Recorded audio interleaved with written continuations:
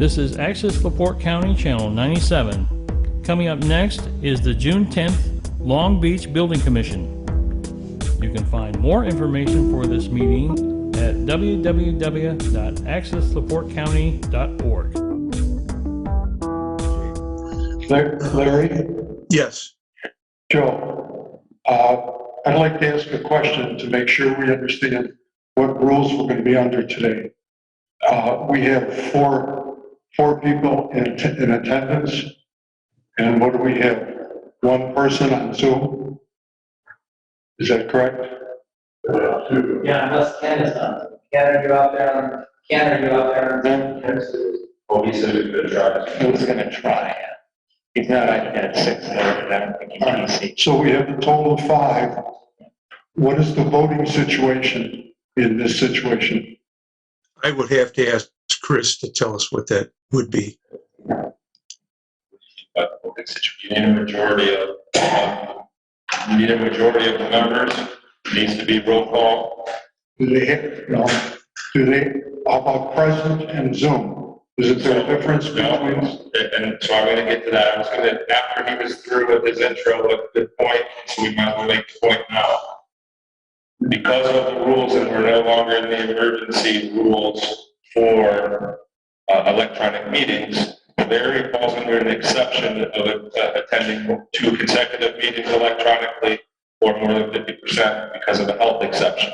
So everything has to be roll call. That vote counts as long as he's able to be seen and heard, and you can interact, and the public can see and hear him.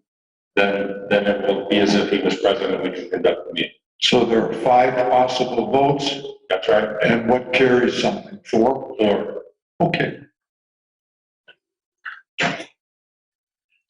Okay, let's call the meeting to order. I've got 104. We've got Joe here. We've got Bob LeMay. Pete, are you there? Yes. Yes. Lou is there. John Coker is not, correct? I'm here. Oh, you're there. Joy? Joy's not here. Okay, so we're missing Joy and Ken. All right. So first order of business would be the approval of minutes. We have 2 minute copies in front. You should have gotten yesterday. Let's do the first, the May special meeting minutes. The acceptance of that. Everybody should have a copy. We'd entertain a motion to accept. I'll make that motion. Bob LeMay motion.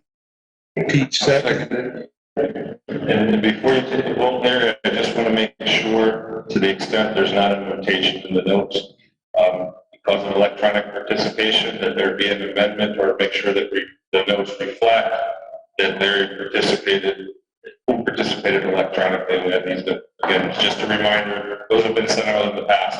I want to make sure that those are noted in all minutes when somebody participates electronically, as well as how they voted. I'm sorry, are we up for questions right now? Discussion, Larry? Yeah, we have the motion and second, so discussion on it.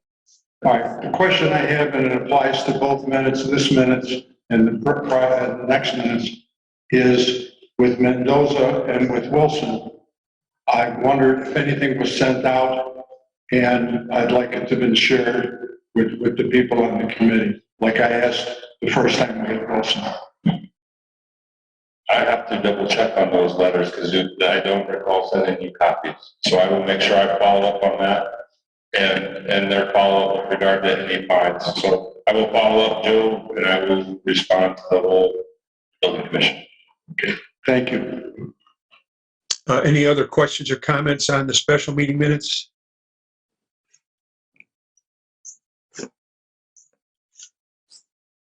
Being none, let's take a roll call vote.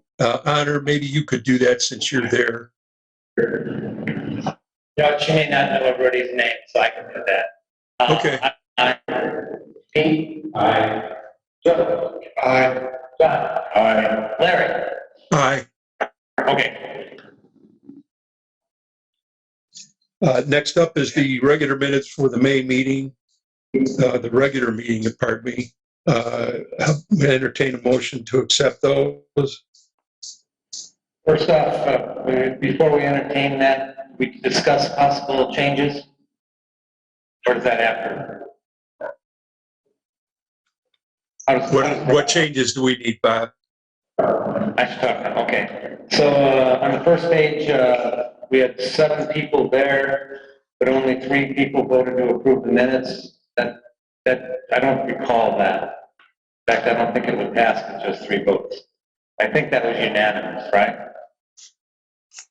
So I think that the minutes need to reflect that. Okay, we can make that change. I actually have the vote. Unfortunately, I don't have that paperwork in front of me. It's about 10 feet away and I don't want to go grab it. But we can make that change. And just so I'm there, you're referring to the first page. Yeah, It says vote CA3. yeah, That that should be vote CA7. I think so, yeah. On page 2, number 3, 2807 Roslyn Trail. It says there that they were going to remove and replace a parking pad. I believe they were adding 42 inches. So I think we need to make it clear that they were actually increasing coverage because we're later saying we need a site plan. If they weren't increasing coverage, we wouldn't have needed a site plan. So that should be changed. Number 4 is 2206 Floral Trail. I believe that's 2206 Floramon.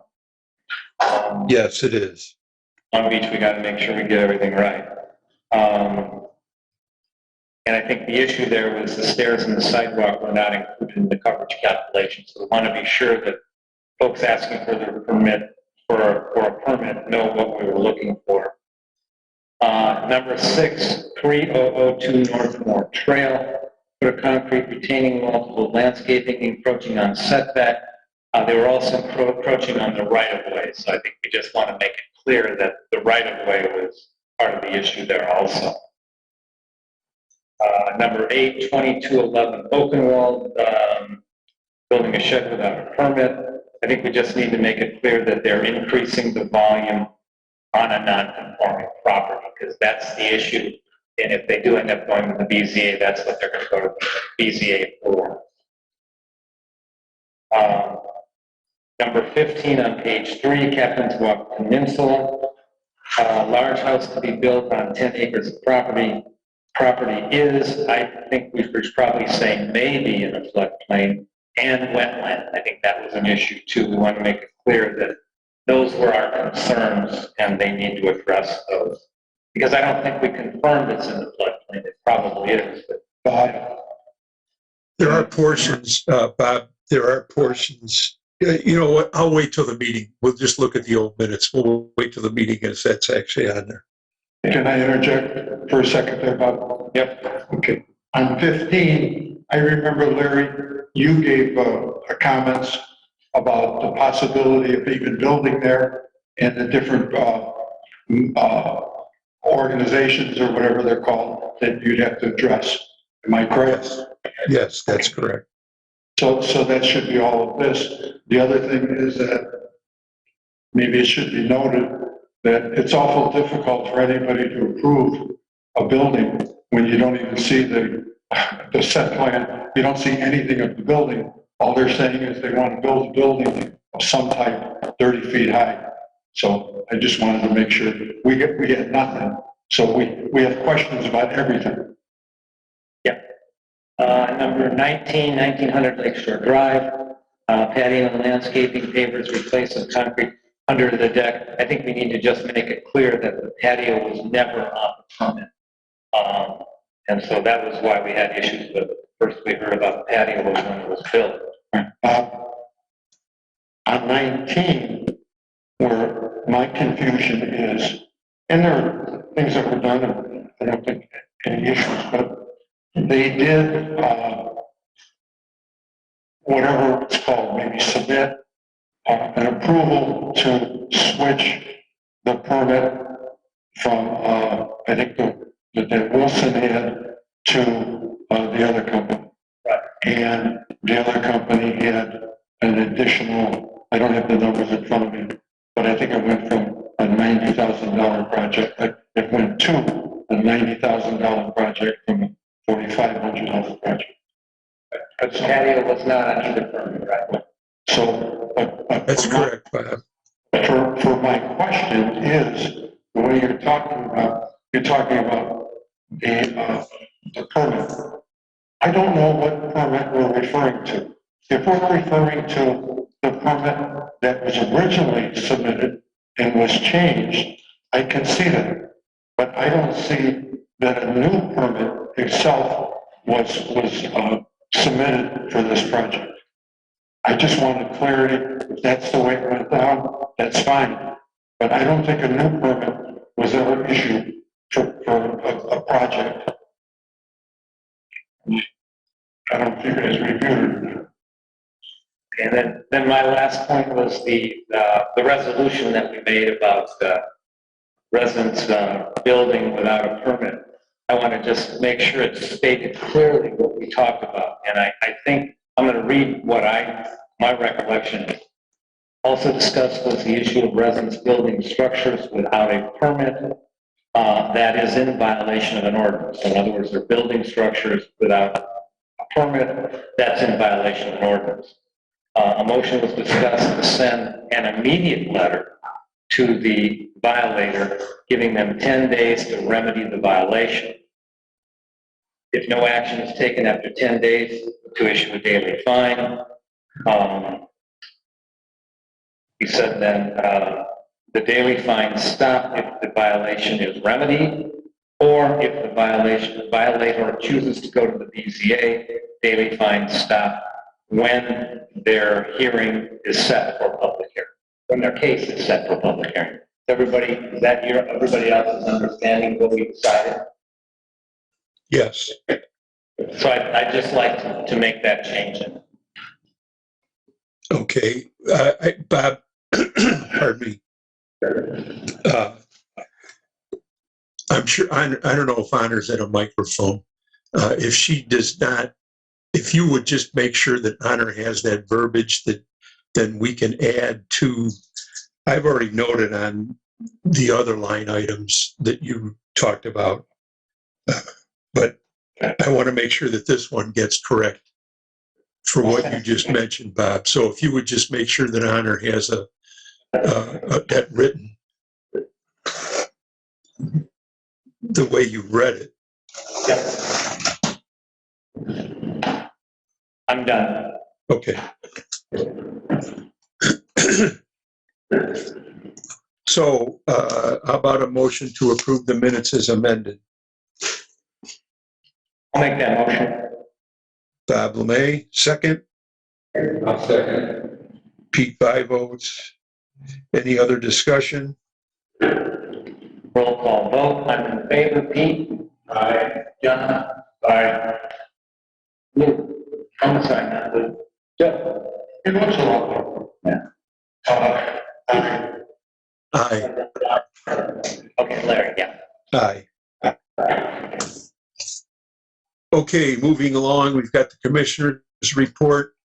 We had, for the month of May, we had 33 permits with construction costs of $720,116, which generated fees of $8,923. We received, I received 116 calls on permits and or information requests. And then Lou can give us his site visits and inspections.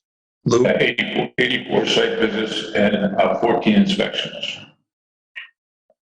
Okay. Any questions or comments on the commissioner's report? Okay, being none, we'll move on to old business. First one up is 2211 Oakenwald. I did meet with the owners as we discussed at the last meeting. I met with them on Saturday of Memorial Day weekend and walked around, obviously, the site, looked at what they had or what they have now, and as opposed to what they had. I have a recollection of what they had, but not, I without being there before it was torn down, it was difficult. Patty Duffy has sent me pictures of what they had, and the building is 2 feet higher, or close to 2 feet higher than it was before. One of the reasons why it wasn't visible before was which the pictures show, there was a wrought iron railing around the top of that, which I didn't remember. There were also bushes and trees that covered that area, so it wasn't seen. The volume issue is just what Bob mentioned during the last minutes. That seems to be what the problem is with increasing the volume. There are several options open. What I discussed with the Duffys was, what can we do to resolve this issue? They are before the BZA. They're represented by counsel there, and we discussed whether or not that should continue forward. And I told the Duffys that I think that it should. I don't know, outside of, I shouldn't say outside of, we as the building commission don't really have the ability to approve that because it's not according to the rules. So I am bringing this up at this group because basically I would like to write the violation by ordinance so that they can, the building commission's feeling or ruling that it's an increase in volume on a non-conforming structure, and they can take that to the BZA. Is that in keeping with what everybody's thoughts are on this? Yeah, I think the less we do with this, the better. I know the Advisory Plan Commission is thinking about changing that non-conforming ordinance to take away that prohibition on increasing volume on non-conforming structures. So if that happens, this problem goes away. But that may take a few months. But Larry, not to be sarcastic, but to answer your question, does everybody agree with this? The answer is no. I don't agree with what happened. I said it at the last meeting. I'm not going to bring it up again, but I just don't agree with what's going on. Okay. I didn't mean that you agreed with the building. The point was that you agreed with what the discussion was. So there's really no vote to be taken on this. And I'm going to make a note here about what, Bob, you had said about the ordinance may be changing, but I think we're best to leave it to the BZA at this point in time. And I'll advise the owners of that. Next up is 2216 Lakeshore Drive, the beach stairs. I mean, regarding 4 again. So you're writing a citation for the violation. It's a one-time ticket. Is that right? Yes, actually, I think Lou has already cited them. I just want to make sure that the explanation of what the problem is referenced back to an ordinance. So when they get to the BZA, we don't have some of the issues that we've had before. I have a question for you, Bob. Everybody hear me? Sound like. 2 things. One, Lou had indicated on email August 24th that J&B West is a contractor that regularly begins work without approval, permit approval. Is that still standing, Lou? That's still? No. Okay. Second thing is, when we talk about changing regarding volume for non-conforming properties, one of the responsibilities of the building commission is to provide recommendations to the BZA. I would like to see anything that is being proposed as a change from the BZA come before the building commission so we can review it. I say that only because it's been my experience that once you change one element of an ordinance, you have to consider all the other elements of an ordinance or ordinances to make sure you're not conflicting. Similar, we have a situation now where a homeowner or somebody is going directly to the BZA for a height variance. Yes. Once again, that's a situation when looking at the plans that were submitted. There are other issues regarding that property. I would hesitate and hate to see the building commission or the BZA authorize an allowance for an increased height when we haven't considered all the other situations that might be impacted by that. And I think we should recommend to the BZA that we look at a complete plan, not just, I want to make it bigger and I want to make it taller. I think that's a problem waiting to happen. Any comments from anybody? I agree 100% with you, Pete. I brought that up earlier. So, two issues. One is the issue of, and this is really directed at Bob and or the BZA.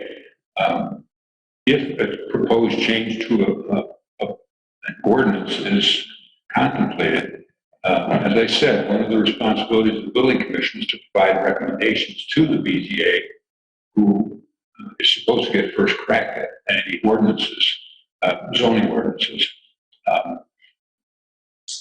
Any comments on that? So Pete, you're saying BZA, but I think you mean APC, right? I'm sorry, yes, right. I got my alphabet wrong. Yeah, you know, while it's not part of the necessary process to change ordinances, there's no reason why anyone from the building commission couldn't send their opinions to me, and I can forward them to the ABC, right, Chris? Sure, and I actually think on this one, because it is rather significant change, that was the overall intention at this point, because the APC is still kicking around drafts, so there isn't even a final form of ordinance to send to the next level of having public hearing. But there was discussion of making sure that there isn't. So it's valid, and I will also make sure that I remind on any changes to zoning that the BZA also, which is why they're posted, just like the solar ordinance recent changes, is to try to make sure that the public is aware, to make sure that they're posted to the town hall here, to make sure they're posted on the website so that everybody has access before it's a done deal and you find out later. Well, so I would like it to formally be presented to the building council, the building commission for comment. I don't want to be searching on the internet or on the website for things that might be happening. Okay, a further thing is regarding back to the issue of the request of the BZA to make an amendment for the height ordinance for a property. That property is located in the code. They have a homeowners association, which has some stipulations, one of which has to do with height ordinance. They would also have to approve, and I think it's important that they approve something before we take any kind of action on it. Maybe they already have. I've raised that issue again, but I have back. And I think the important, I think the liaison will want to communicate that, and even if the BZA were inclined to approve that, they do get to put conditions on it. So there are two ways to handle it, right? Is to one, make sure there isn't any violation, they prove that up front, or the BZA were inclined to not follow the process, but only approve it, much like they do right now. The language has generally been, you're approved subject to obtaining the appropriate building permits, et cetera, making sure they come back. So either way, it's incumbent upon them. You don't get to enforce the covenants for the HOA, but they are relevant. And the BZA, so that's the BZA purview. I understand, and certainly I believe it's appropriate for your liaison to represent to the BZA to convey that. So two comments. First of all, Pete, the second one, I think we mentioned it already. I don't think it even belongs at the BZA because you have no idea what in God's name they're doing And I think you need a complete building permit application of some sort. And also, I think what they have to do is make clarity of the comments that Larry made at the last meeting, whether there are other situations involved with the land. So that's number one, or number two backwards. And then number one, I just wanted to get clarity from everybody that we're talking about one property in particular, 2211 Oakenwall, that we do not know specifically whether this APC adjustment or amendment is going to affect this property or not, because we don't even know what it.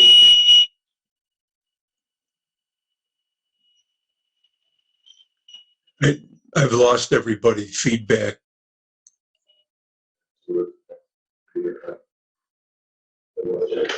Hello? Are we good? Okay.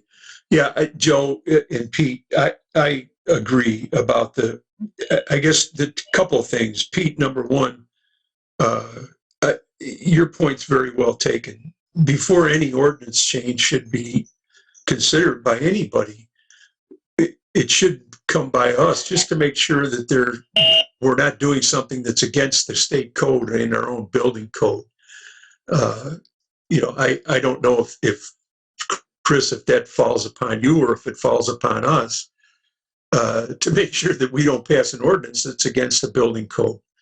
And specifically, when we talk about the 2211 property, Joe, as you mentioned, it's pretty hard for us to act on something that may happen. I think that we should just stick to what we have right now. And Bob, I certainly appreciate the fact that you said, or that you mentioned, this may change and it may change their situation. But as we look at it right now, I think our decision was and continues to be based on what we have in-house now, or the rules that we have now.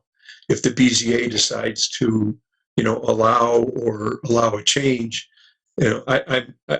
Chris, correct me if I'm wrong, they don't set precedent. Is that correct? Who doesn't set precedent? The BZA, is that? Right. It's not, each one was handled on an individual basis, and there are the legal thresholds that each person needs to meet or applicant needs to meet in order to be given a variance. It's on a case by case basis. Okay. So Pete, does that answer your question, or do you want to hear from everybody or your point? Just as long as the building commission gets informed of what's going on, that's what I'm at. And I just don't want to end up in another, loop where we attack the same problem from a different angle. And I can see that, I believe that the building commission, us, are more familiar with the ramifications of changing an ordinance than anybody else. And it's just important for us to have input on that. That's my only point. I agree, and I think everybody agrees. And if the ordinance is going to be changed, whether, as Chris mentioned, I don't know if that's part of the requirement, but I think it should come by us so that we can review it, even though we don't vote on it, but review it to make sure that it meets building code and our current ordinances.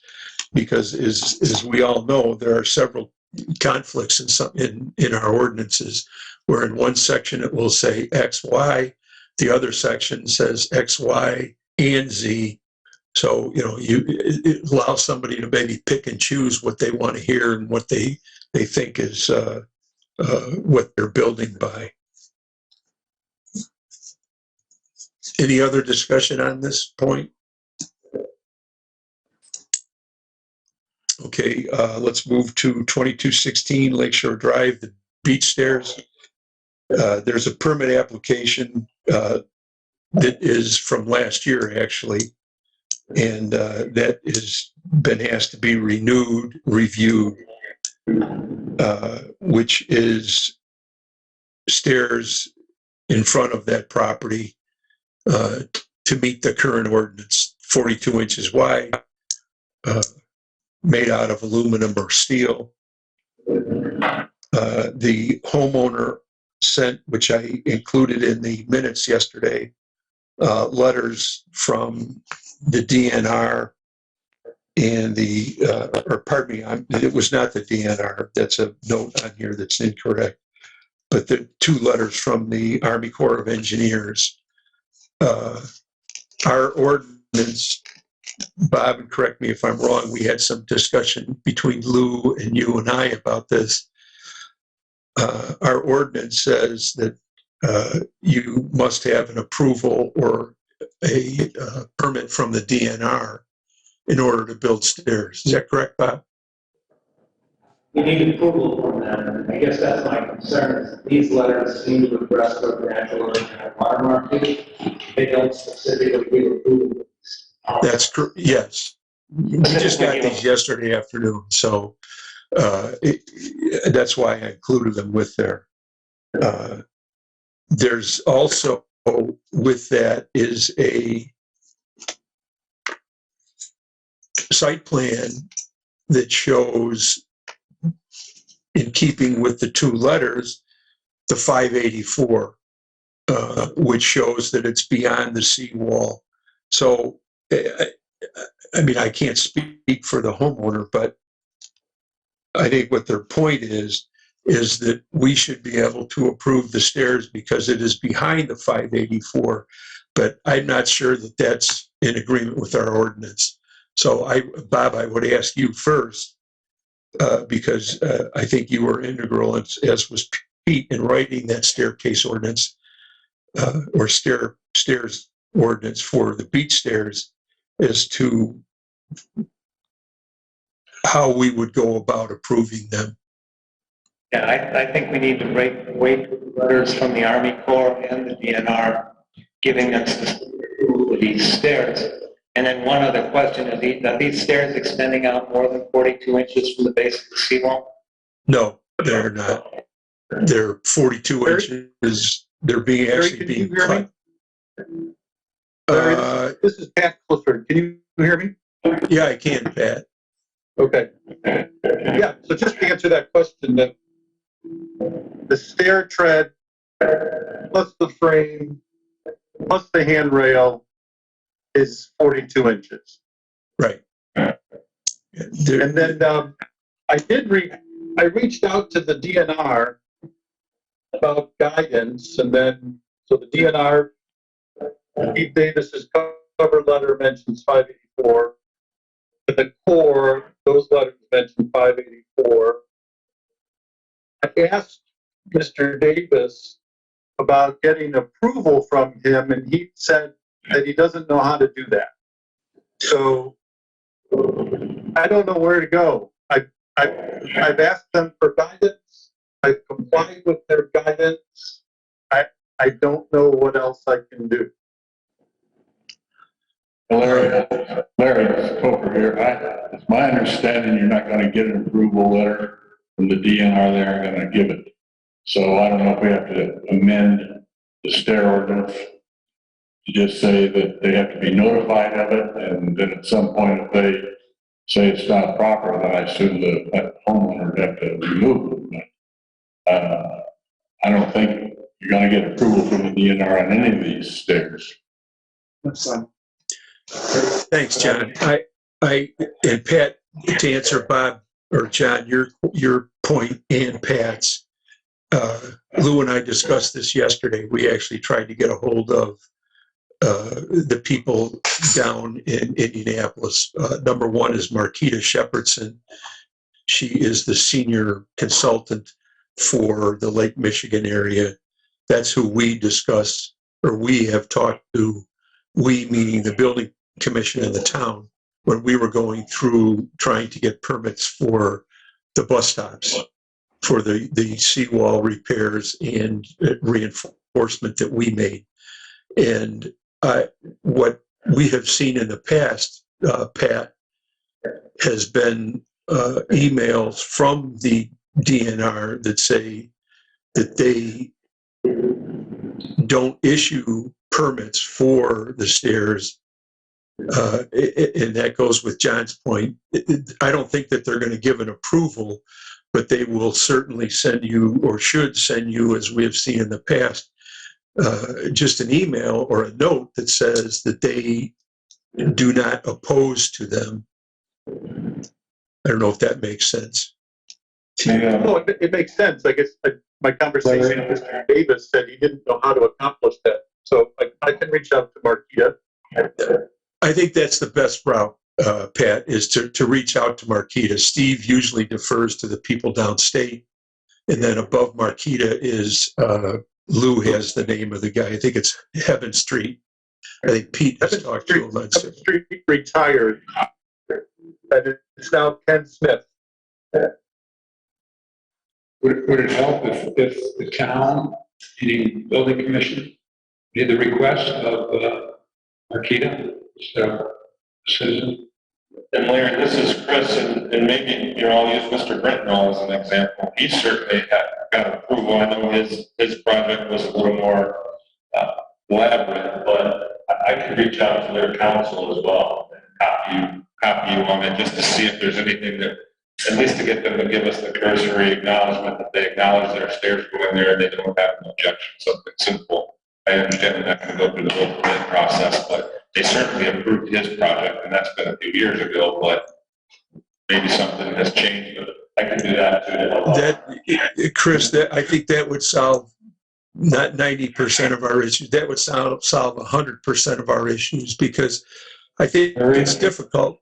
It's difficult for us because we see, we have the ordinance that says we need an approval or a permit from the DNR, and the DNR saying, well, we're not going to give that. So then the homeowner, in this instance, Pat, the Cliffords, we're telling them one thing, the DNR is telling them something else, and then we look back, especially your point about the Britnall residents, they did give us an opinion and or some type of notice that we were able to stick in our file that we could act on. So I think that would solve everybody's problems. Larry, I'm sorry, can I make a comment? Yeah. Okay. Number one, just for clarity, and if Pat's on the phone, I'm looking at its timestamp, so that doesn't mean it was necessarily that day. But the building permit application that I'm looking at is June 8th, 2021. So I wanted to, number one, have clarity of what permit application they're submitting. Is that the correct permit application that's being submitted now? And then number two, because of some of the differences, are they going to make changes to that permit application to show that it's in connection with the ordinances? And then that's number one question. The second one is, Pat, I don't remember, but I would occasionally get a letter in the mail from the DNR, and I think there was a back and forth between you guys and the DNR, and I actually forget what the issue was, and I just wonder if that was ever resolved. Matt, do you have any comment? No comment on that. I don't know what you're referring to. So, I mean, like I said, the stairs here, yes, the application is old, but I think when we applied in 2021, the 42 inches was not known at the time, which is new. So now, at the stairs to Woodruff, modified so that the stair tread was trimmed so that they would be 42 inches. The landing platform that will be bolted to the seawall cap will be manufactured by Woodruff and will match those at the public stops. So again, that wasn't known when we submitted this application. If I need to update it, I guess I'll update it. I think, Pat, is Larry again. I think the easiest thing to get this resolved is going to be if you just update the application or put a new one in. Bruce from Woodruff, I've talked to him. He called me about making sure that the stairs would meet the ordinance, and which I said, yes, they would when he described it. I actually looked at them in his shop. So if either you or Bruce would just submit an application that's updated with the information on it to meet the ordinance, I think everybody would be fine. I think we'd do away with a lot of the problems. That, coupled with what information we can get through Chris from the Brittenell situation, will probably resolve everything that we've talked about here today. Is it possible to get approval subject to those, or are we waiting another month? I guess I would ask all the members of the building commission if this meets the stair ordinance, the application that we've got a couple other problems. Deanna's on vacation; she's not going to be back. I don't know till when. So, without delaying it, and I'm asking this of the other members, can we approve this based on the 42 that meets the 42 inches, and that either Pat or Woodruff will submit the application with today's date or whatever date they submit it? Does that meet with everybody's approval? The stairs are metal and sturdy enough to withstand. Yeah, they are metal. Right, so, Why don't we just approve the permit, and with the stipulation that it's 42 inches made out of steel, and then also that we get confirmation from Chris. Okay. And Bruce or anybody doesn't have to resubmit much of paper. Okay. Roll call vote on favor, Pete? Aye. John? Yeah, aye. No. Larry? Yes. Okay. Okay. Moving on.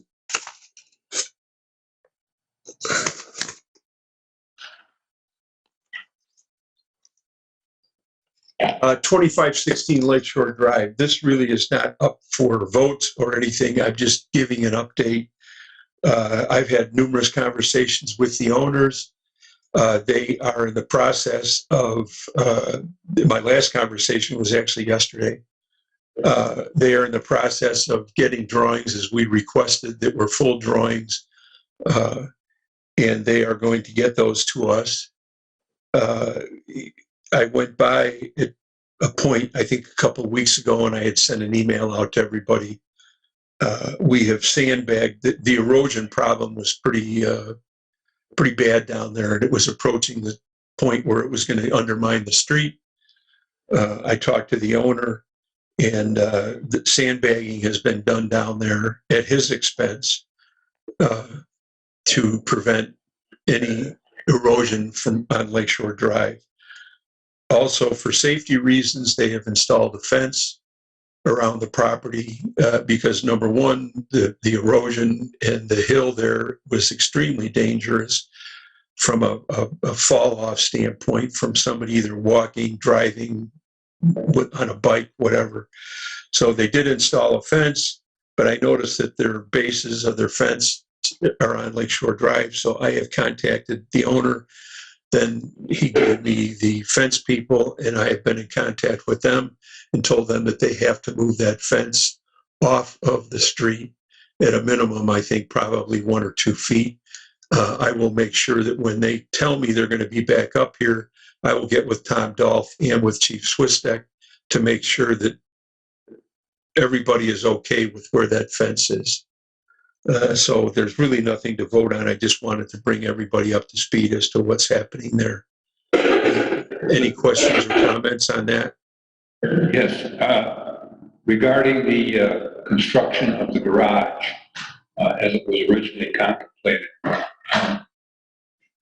the owner needs to be aware, and I'm sure you told him, that we need a professional engineer to approve any kind of construction for that, not just a contractor.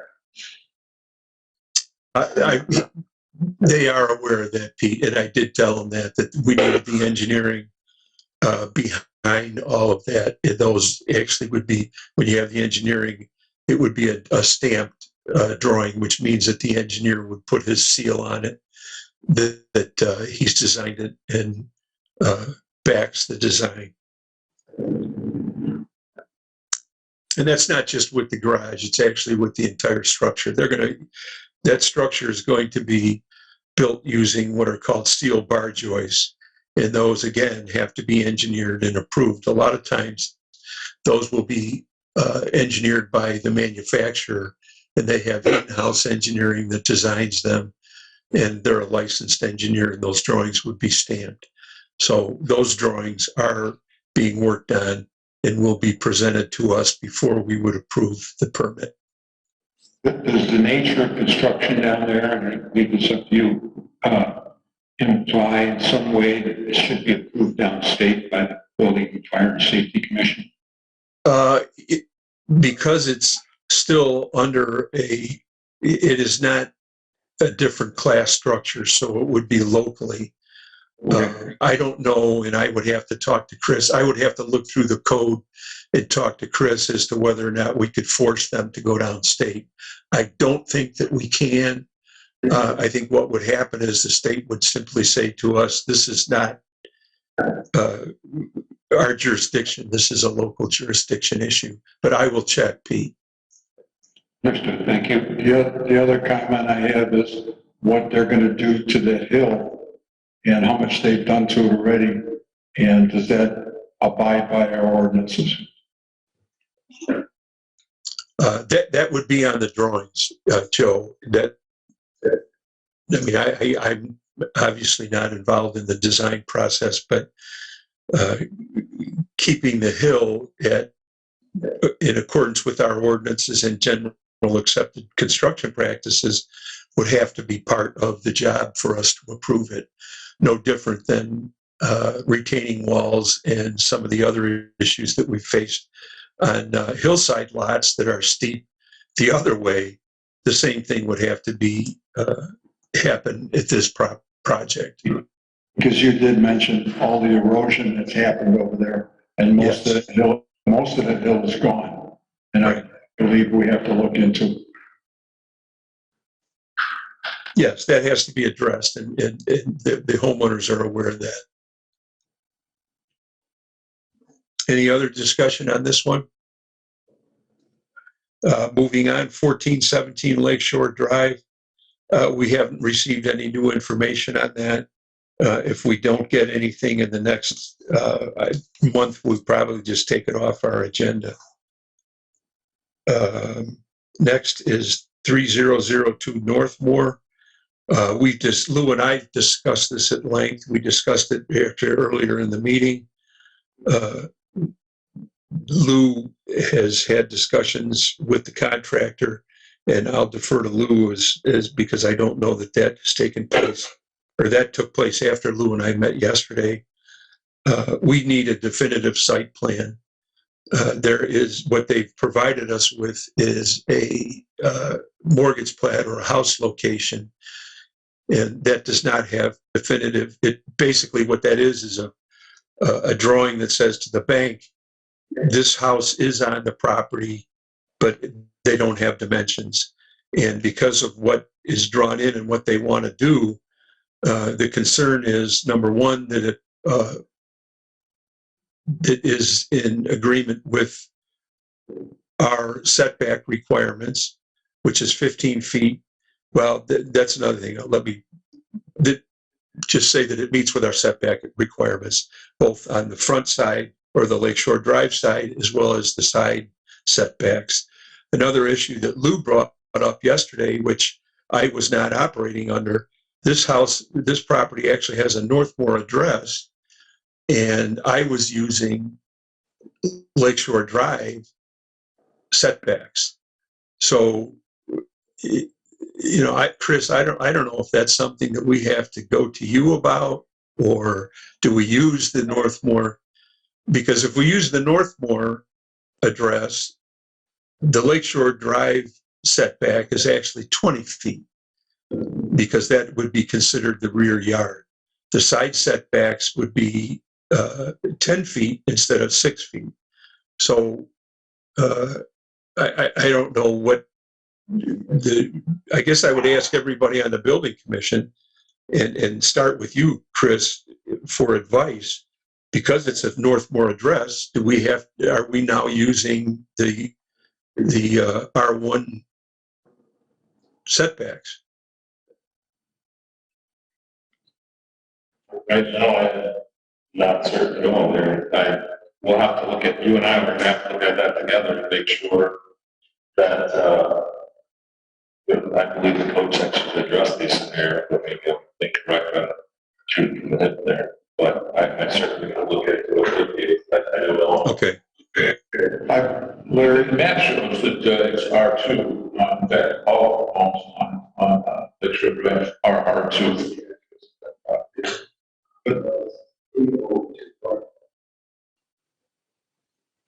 is the front door facing Northmore? Yes, but that I can say that and actually growing up on Lakeshore Drive on the hillside, our front door faced Ridge Road, but the property was actually a Lakeshore Drive address. So the front door of this house does face Northmore. I guess, Chris, I take your point as we need to look at it and understand if, because it's on Lakeshore Drive, regardless of the address, does that put it in R1 or R2? So I think that's the first question.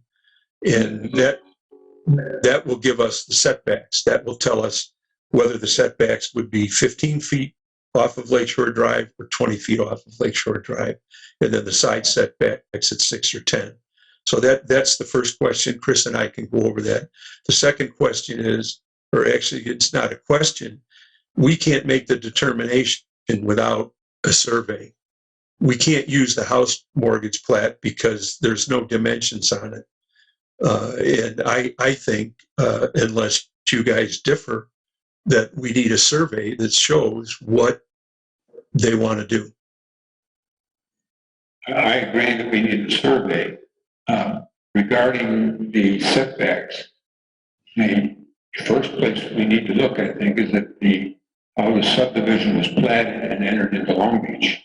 And that would show the appropriate setbacks. And the only adjustment to that would be if somehow the town ordinance made it more restrictive or greater setbacks. So it should be on the plot of the original subdivision.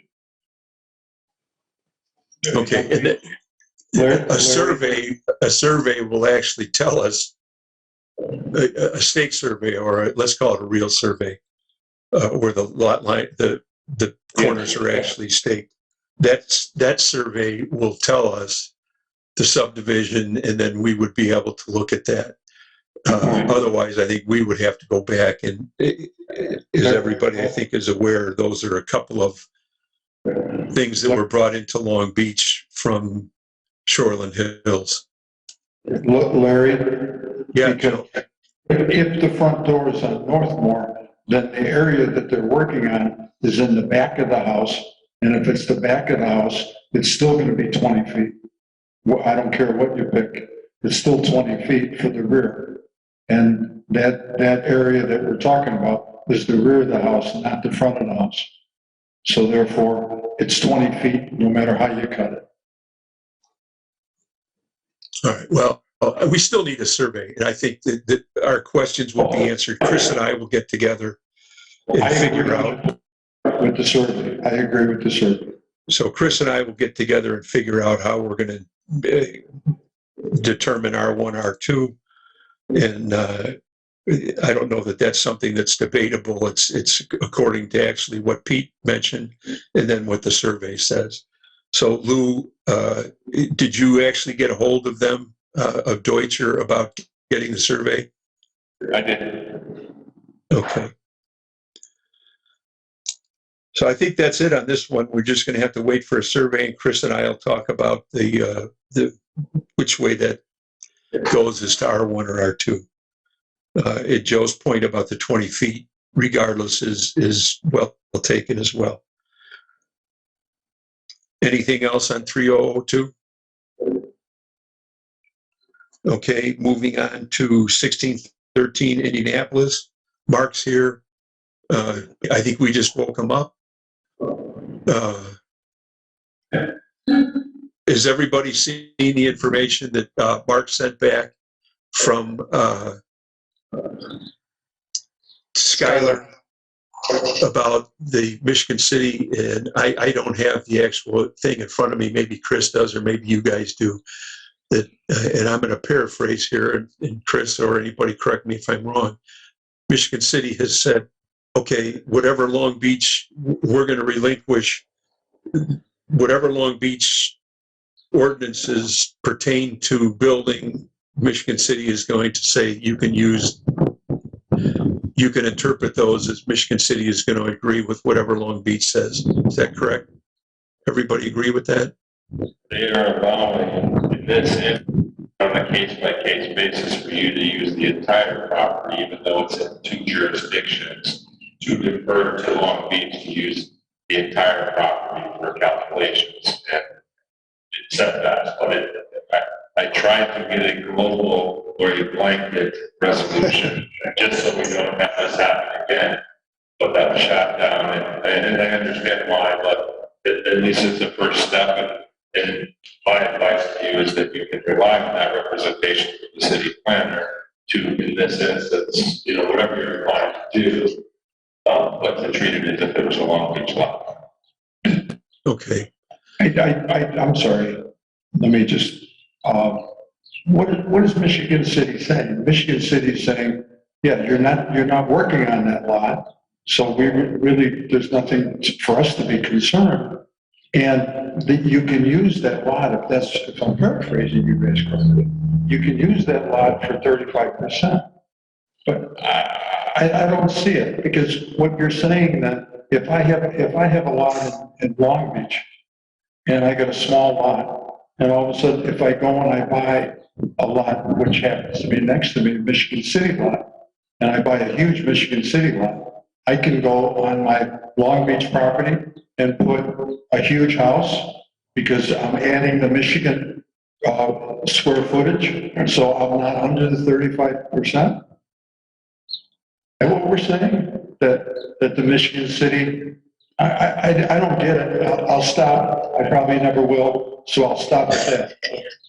Okay, if I could speak to that just for a second, then I'll let Chris tell me I'm right or wrong.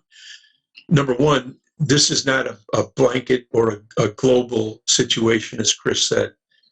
Michigan City has said to Mr. Torresberg and then back to the town of Long Beach, on this case only, that you can use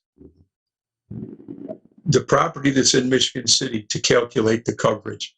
And that's it. And Chris can speak to this because he's the one actually, I think, that may talk to Skylar about the mechanics of this. They're not saying that this is going to happen globally, which means, or whether we want to say globally or at every property that this could affect. I don't know how many properties in Long Beach would ever be affected by this.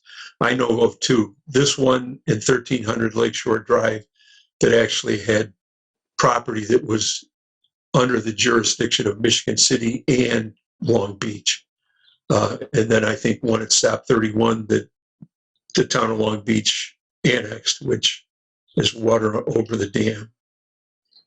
Chris, is that the way it's going to go, or it went? Yeah, I agree, and ultimately, in the cursory discussions, if neither municipality is interested in or whether this qualifies under the requirements to make the property fully in one jurisdiction or the other, and Joe, I know those loose ends or this agreement by the city doesn't necessarily sit well or resonate with you. To me, the best way to characterize it is that it's a workaround between the 2 municipalities to find a way to help out your resident who is otherwise stuck by virtue, and my understanding is the properties are fine, they're just stuck between 2 jurisdictions. And there are a few properties to which this applies. I think that Michigan City has been and will be receptive to work out a deal, but this is nothing more than a workaround to assist the situation in this community. And is this, Larry brought up 13, is this the same thing that happened at 13? But 13 had a structure on Michigan City's property. Is that how that was resolved? I actually do not know, and I'm not sure what Michigan City did. Most I've been involved to get the resolution, so I can't speak to that. Right. I think for the purposes, especially for Mr. Torsberg right now, is this is we're talking about the property at 1613 Indianapolis. And the way I see it, and my advice to the building commission, as the building commissioner, would be to consider the entire square footage of the property that Mr. Torsberg owns. It's in Long Beach and part of Michigan City, that Michigan City has acquiesced to Long Beach to use that total square footage for coverage calculations. In doing that, I would recommend that Mr. Torsberg's project be approved, because that was the only thing stopping his project from being approved, because his property that was solely in Long Beach would not afford that approval from the building commission. And Jeff, let me pose an issue here. So we approve this with these conditions. What if Mr. Torsberg then sells the Michigan City property? Where are we then? We're stuck. Now so my solution would be if we combine these lots, place a covenant on them that they cannot be split. And that then says that we wouldn't run into any problems in the future. And in addition to perhaps selling the lot, what if he decided to build something on that lot? Now it's in Michigan City jurisdiction. We're going to go back to Michigan City and say, well, now it's in your court. I think the solution might be that we combine these lots and then place a covenant on them that can't be changed. They're now one property, and that they must, part of the covenant is that they must satisfy the purposes of Long Beach. But as it stands right now, just letting them do it because Michigan City says it's wonderful, I'm not for that at all. Okay. Well, I agree with you, Pete, and if that's something that Mr. Torsberg has to, give us, I'm certain, and I'm not going to speak for Mr. Torsberg nor for our attorney, for Chris. I would suggest that if that was to happen, that I think Mr. Torsberg probably would be in agreement, and if that agreement comes if we make that part of our approval, if Chris says that it's okay, I would think it would be fine. What I'm going to do right now, I'll probably still be on here by face, but while Mr. Torsberg and maybe Chris discuss this, or you guys all discuss it, I'm going to pull up the lot on Beacon so that I can screen share it. All right. Yeah, and Larry, thanks. I guess so. It's Mark Torsberg, the owner.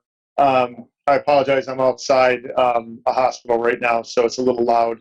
I guess I'd be willing to consider what was just outlined. I think the challenge is, there's no it's all public land behind me, Michigan City, that's not buildable. So I understand kind of saying that I wouldn't build on the Michigan City only lot is I think what I'm understanding, and it's combining. I'm trying to understand if I give that authorization, it's still Michigan City. So are we still kind of jurisdictionally challenged here because I've got a house in Long Beach and a garage and a lot with the garage on it that's Michigan City. So I'm not sure how jurisdictionally that still comes together. And This is Chris. I think that this building commission could put a petition. I have concerns about enforceability. So we might not be saying the different things, but once it's built, it's built. And once they try to divide it, you may have a cloud on the title, but I'm not sure you have any ability to enforce anything with the district city. I don't know if it is or isn't a buildable lot by size in Michigan City. But, you know. Yeah, Chris, thanks. I don't think it's buildable because again, it's my detached garage that is on the Michigan City lot. That's the one. It's a detached rear garage that's on the lot. So there's really nothing more buildable if I was trying to build something in Michigan City. Does everybody, I don't know how big my screen is for you guys. If you can see, I've got the screen share up that shows the lots. Can you guys see that? I take it you can't. To Pete's point, it could be sold off, and then everything is being allowed to be done on the Long Beach lot. So there isn't, but I have concerns of whether that really means anything in the future if you do sell that lot off. I don't think that you're gonna have some enforceability issues because it's already there. So, I think your decision is whether you want to say we're only gonna consider the Long Beach property and he can go to Michigan City for anything he needs there, or whether you're gonna decide this is a workaround to help the unique. That's fine, Jay. I mean, if these lots are combined into one parcel, if that's the right term, then a covenant can be placed on both of them that says these lots will not be split. And that covenant stays with the deed, with the title. It won't affect, it won't be valid on Michigan City's property. Right, and I don't think that Michigan City is going to let it combine to be a parcel because my tax dollars go to Michigan City for part and tax dollars go to Long Beach. So I think that's where I'm concerned that we're trying to combine something that two different governmental agencies are not going to want to relinquish tax dollars from. Their lot is gonna go on Michigan City's property, correct? I'm sorry. It's already there in Michigan City, you're gonna tax that garage. We aren't. Right, so I'm not saying it is a tax issue, or maybe it does, I don't know. It's gonna be. Well, you said combine the parcels. That's what I'm saying. I'm not sure how that combination happens. Yeah, you can't combine for tax purposes, deed-wise, and so really we have 3 lots in play, right? Because you have. Yes, yeah. So there's 3 lots in play. Wait. There are lots right at stop 30. There are lots that are split between Shoreland Hills and Long Beach. And the taxes, at one time, if they're not now, they were being split. People were receiving 2 tax. I get 3 tax bills today. Okay? So I'm not trying to address the tax issue. I'm just saying, if you place a covenant on the lots, and that's not determined by the city or the jurisdiction, that's determined by the owners of the lots. And they say, we're placing this covenant here, that's it. I mean, for example, in Newland Beach, there are covenants on the lot that I can't change, nobody can change, because they were with the deed and they stay with the deed. That's all I'm saying, and once that's done, then the lots can't be split, resold, or anything. And I don't know how to make it.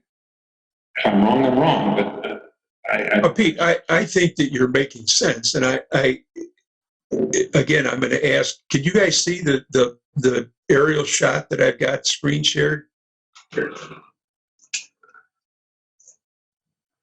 I guess that means you can't see it.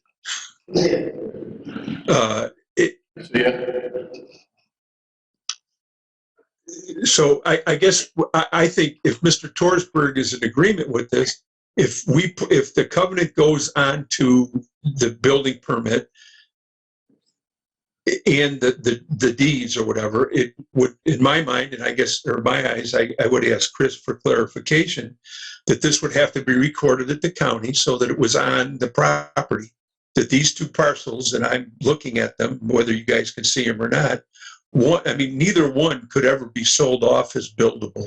Right. And I'm not disagreeing with you, Pete. I'm actually agreeing with you. But even if Mr. Torsberg was to try to sell off his garage lot, I don't think anybody could buy it.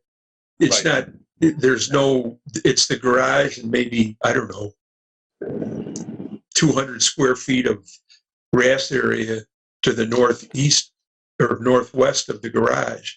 The And then garage there's is another- approximately Larry, just so you know, the garage is approximately, garage lot, excuse me, is approximately just over 400 square feet total for that garage lot. Right. So you got a garage that's 20 by 20 or 18 by 18. You got 90% of the lot being covered by the garage. So Yes. I'm not disagreeing with you, Pete. And then the other section, if you can see it on the screenshot, is a small triangular piece that is on Mr. Torsberg's driveway. Yep. And those are the two Michigan City parcels. Correct. So, Mark, I think if you are agreeing to just put that covenant on your lot, is that okay with you, Pete? Larry, I'm just beyond my pay grade right now. I'm just trying to look for a simple solution. Right. And I think that would be a simple solution. Don't you agree, Chris? I think we can do whatever you guys want to do. I think that takes agreement on both sides. I just think going forward, enforcement will be difficult, but it will at least be something that pulls up on any future transaction. And given that these two tiny little lots that are going to be combined into this, that are combined into this bigger lot, are not buildable, and we're going to be looking at any of these situations on a case-by-case basis, is it really necessary? Because there'd certainly be no financial incentive for anybody to split those lots off. Right. At least not in this case. All the neighbors can buy it, right? So, I mean, to Pete's point, and not to make it more difficult, the neighbors could buy it and those that are otherwise. So there's value. Is it likely? No. I mean, that's just all speculation. So, it isn't much land. So again, we're back to, it's the workaround, or come to an agreement on putting some kind of restriction on there, or approving the permit with that restriction, or you take the Long Beach property into account. I think if even, Chris, correct me if I'm wrong, you can record anything at the recorder's office. If we record the building permit with a stipulation or a covenant or whatever you want to call it, that says that these lots could never be sold individually, and that would be with each lot, right, Chris? That would show up on there, yes. So if Mr. Torsberg decided to sell those two tiny lots and somebody was foolish enough to buy them, they would either buy them and not go, if they buy them for cash and don't get a title report, the title would be clouded by the, I'm not even, I probably shouldn't even say this because I'm not a lawyer, so I'm not even going to say it, but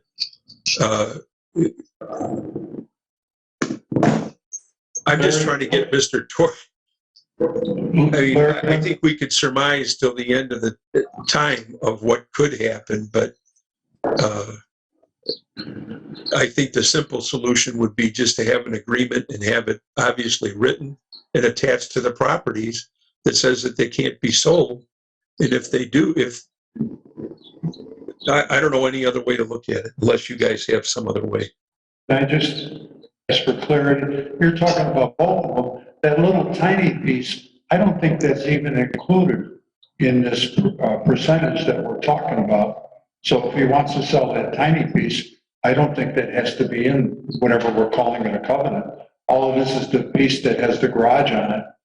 And that's the one we're talking about. So you don't have to do two pieces, just that one. Well, we did use obviously all three parcels as part of the calculation for coverage. So that is in there. So just being completely clear on that. Okay, thank you. I didn't realize that. So I think, permit with the, aforementioned coming to the activity. Bob, I can't hear you, Bob. I make a motion to grant the permit with the stipulation that the covenant that we've been talking about in the act to be deed for the property. I'd second it, Coker. Okay, Before you go further, on whose dime is that going to be prepared? Two. And whose approval? Yeah, so who's going to record that? That's up to the Who's owner. going to prepare that? And then you're going to want to make sure that we approve that language and make sure that it's tied as a condition to the building permit.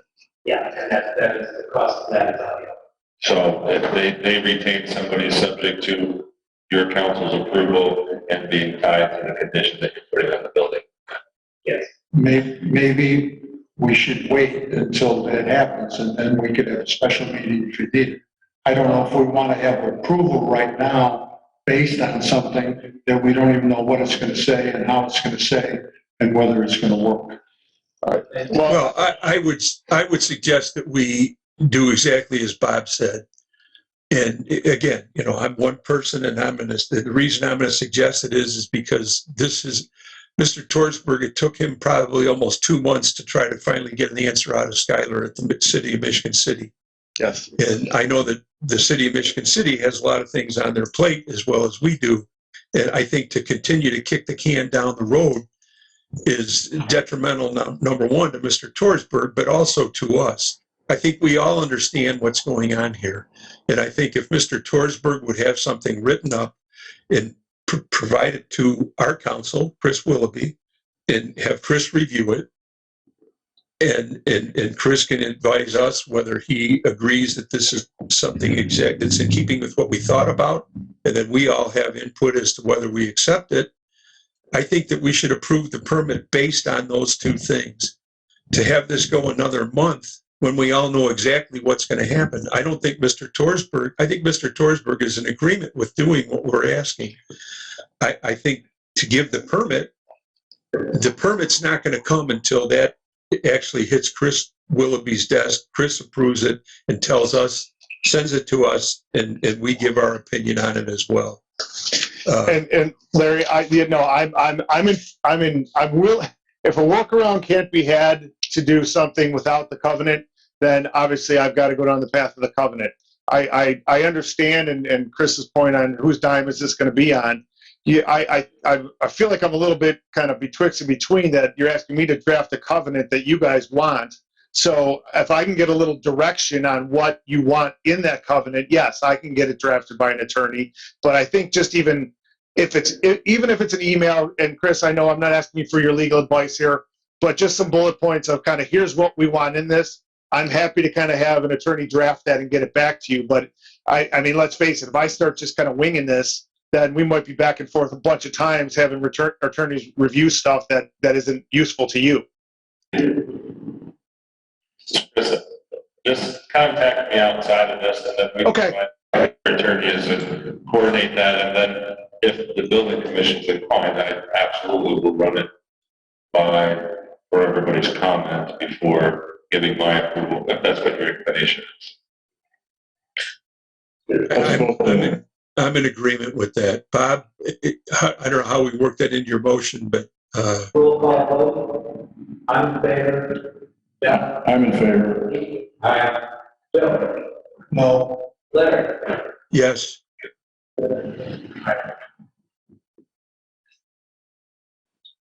All right, so Chris, I'll be in touch with you on that. Thank you very much, guys. Okay. That's it for 1613. Moving on to new business.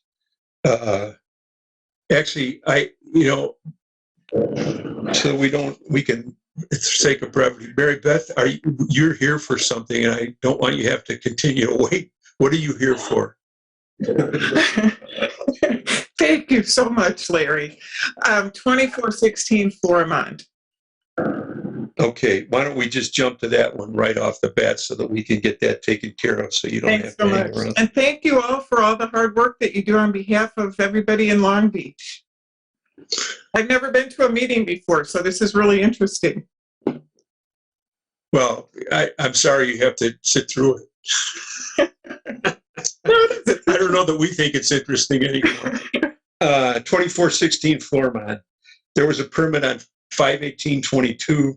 All that work was interior work, and that was actually approved for the interior work. Or it is, because it by nature it's interior work, it doesn't need approval from the entire commission. It Right. can be approved. So we approved that. Thank you. The 6/6 permit, there's a change in footprint and coverage, and I'm going to ask Lou, because Lou and I went over it yesterday, and I don't have the paperwork in front of me. Lou, if you could just give us kind of a synopsis of what we've got here. Yeah, they're looking to put in a 3-season room attached to the house, approximately 12 by 16 feet. Of course, the question is they're adding volume and they're adding coverage. The lot size is 39,000 square feet. The architect here tells us that the existing coverage and the additional coverage totals 6% of this massive lot here.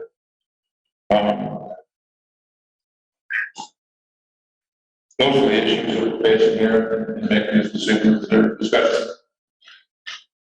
Well, maybe they could give some land to Mr. Torsberg, and we could get everything out.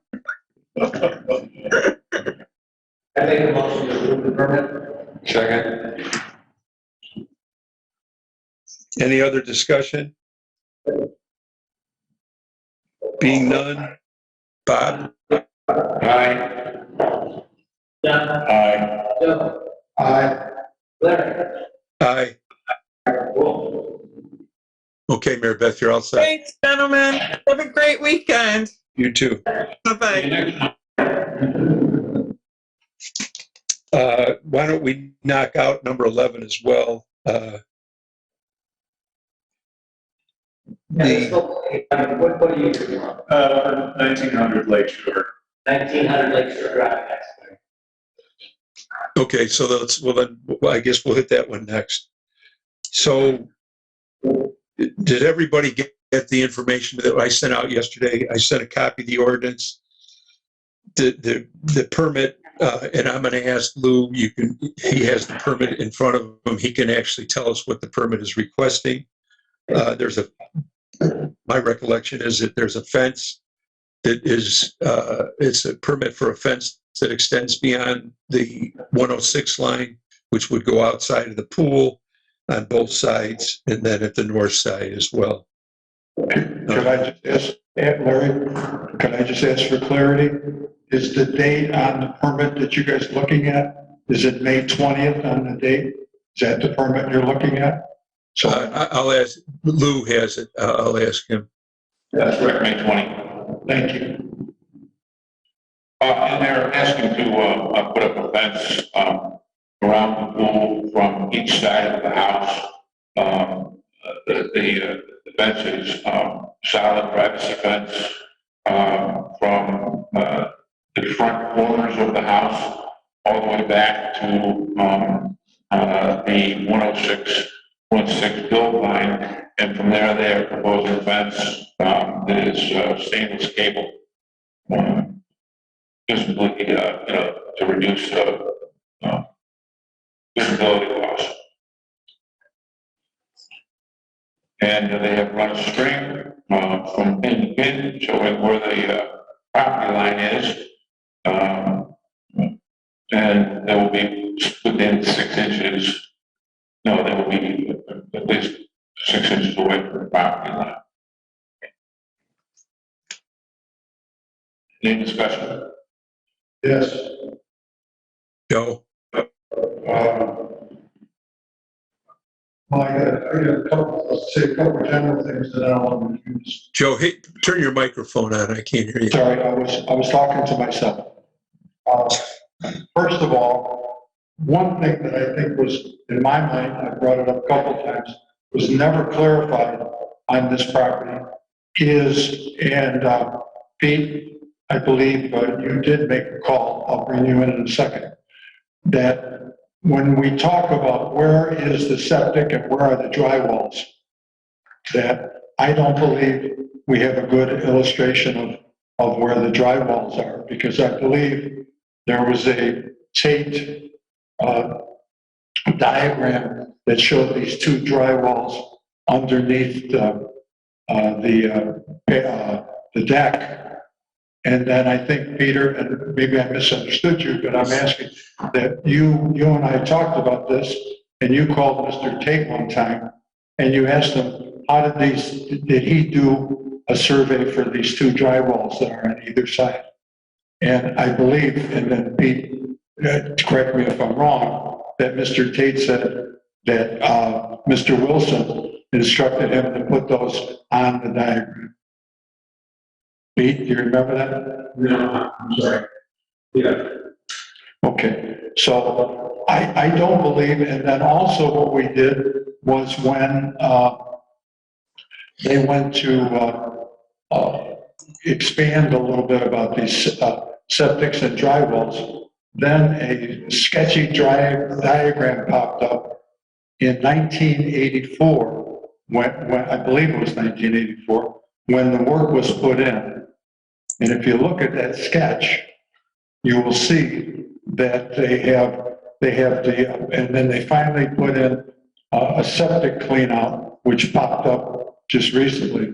And also they have a dry well by that septic. And also, as you go towards the, what is it? If you go west of the property, they also have two dry wells, and they look very close to being on the property line. And again, it's only a sketch that we got from whoever put it in back years ago.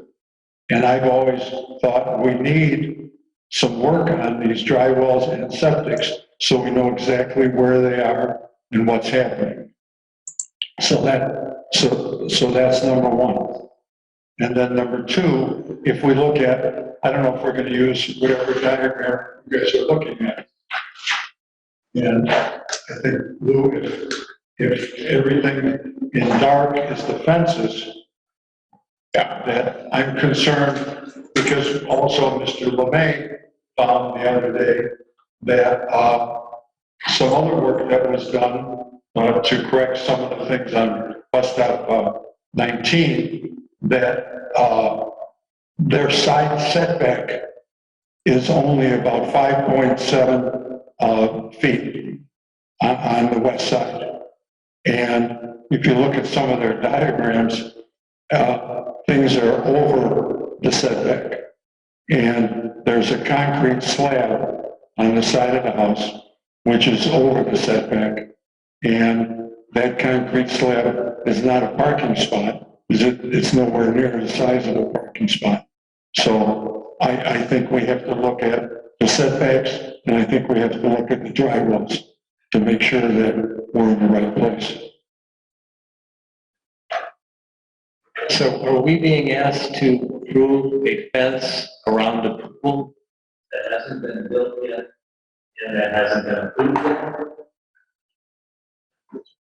That's correct. As far as I know, the pool, they are speaking of name and address. So this is Dan Stein speaking with Topiary's 5400 Lakeshore Drive, not Lakeshore Drive.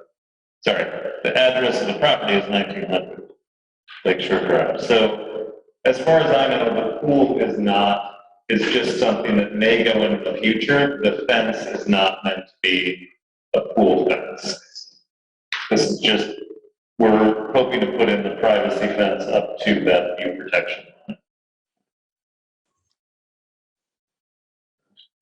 Up to the view protection. So all of this is not on here. Joe, you have to speak in your microphone. Looking, can you bring up, Larry, do you have the permit? Can you bring up the next page, Larry, right after this one?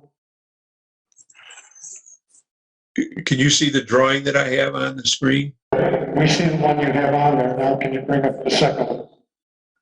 What do you want? You want the copy of the permit application? No, after that. right after this one, if you have it stapled like everybody else did, there's another one that shows where the fence is going. Right, that's the drawing that you are looking at right now. No, keep. Maybe you don't have it. This is the diagram that I'm referring to. Is there a way you can explain it to me? It's just a blow up of the backyard that has sort of the same notes about the fence and the extent of the fence. That doesn't have the entire site. So you're not proposing the fence to Lake, towards the Lake Monroe 66, is that right? The permit plan that we submitted does show a cable railing that goes beyond that, but it's the open cable. We don't allow any structures beyond 66, and that's a structure. So that's out. Okay, that's fine. So I wish you could bring it up. I'm sorry. I wish you could bring it up, Larry, so we could talk about it. Because It's actually, Joe, that's what I have on the screen. I have unless I'm, you have the permit application, that's what's on the screen right now. all right, hold on.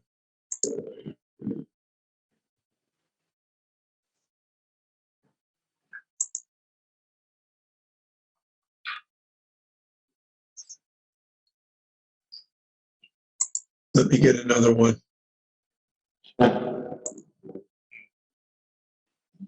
This picture right here, can you see it? So maybe Yes, that's a 6 foot. correct. Okay. And then that's what the black line is? Yes. Okay. But then down here, it goes past the black line. Hold on and I'll bring it up. So therefore, that would be in the setback. Can I step? I'll step down. One second, you're saying 6 feet. This is the new line. This is it. All right, can you see it now? This is the whole site. I'm not sure what you're saying.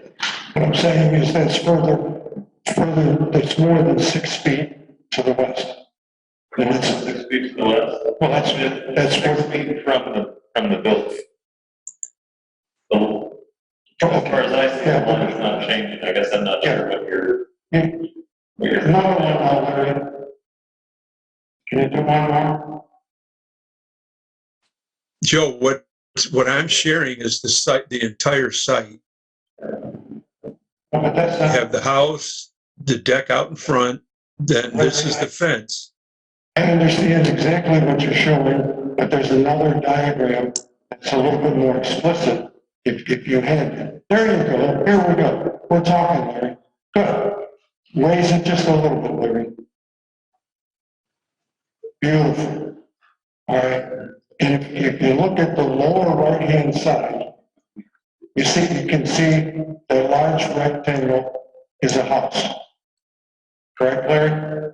Right. Okay. And if you come straight down from the house to the bottom of the page, there's a line right there. No. Okay. Right there, there's a line that comes down from the house. And I think what he's trying to show us, that line is 6 feet long. That line right there. He's showing us that line is 6 feet long. Right. Right, but the fence would come 6 feet out from the building. Right, but the side setback is actually 5.7, but if you want to use 6, I don't know if anybody's going to argue. You don't have 6 feet. But besides it, so then, Larry, now you have the extension of that black line, which is the fence, and now it's going across there you go. It's going all the way across. And then you have 2 doors that are open. There you go over. Right here? Two doors are open. Okay? Now, what is that dark area? No. Don't move. This? Right there. What is that dark area? Is that more fence? Yes, there's another section of fence to the left side of those doors. But then, not the dark, but the gray area. The gray is the existing concrete. which is in the side setback.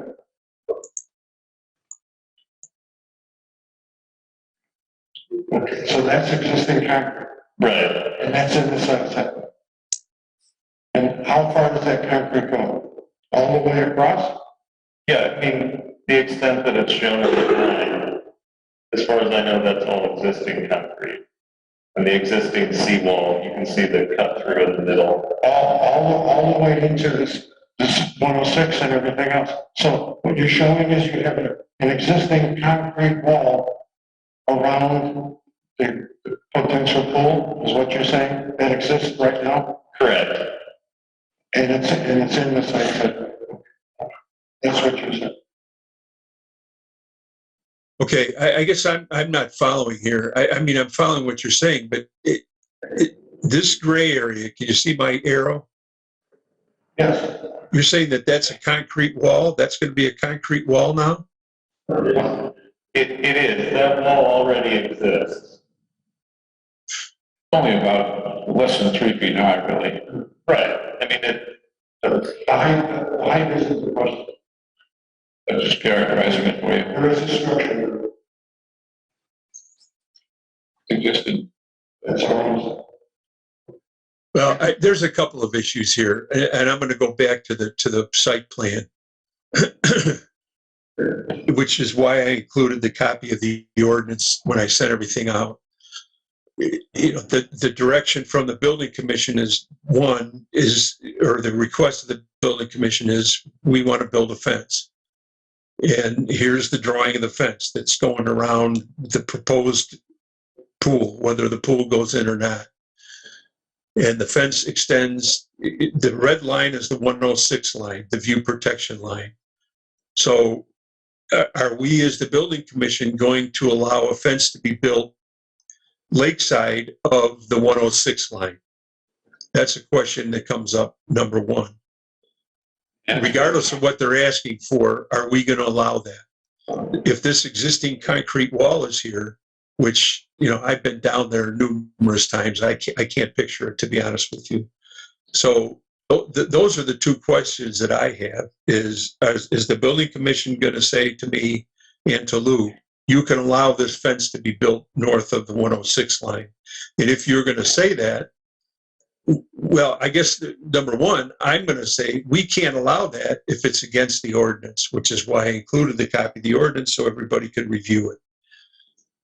That's question number one. So, you know, I suppose there should be discussion on that.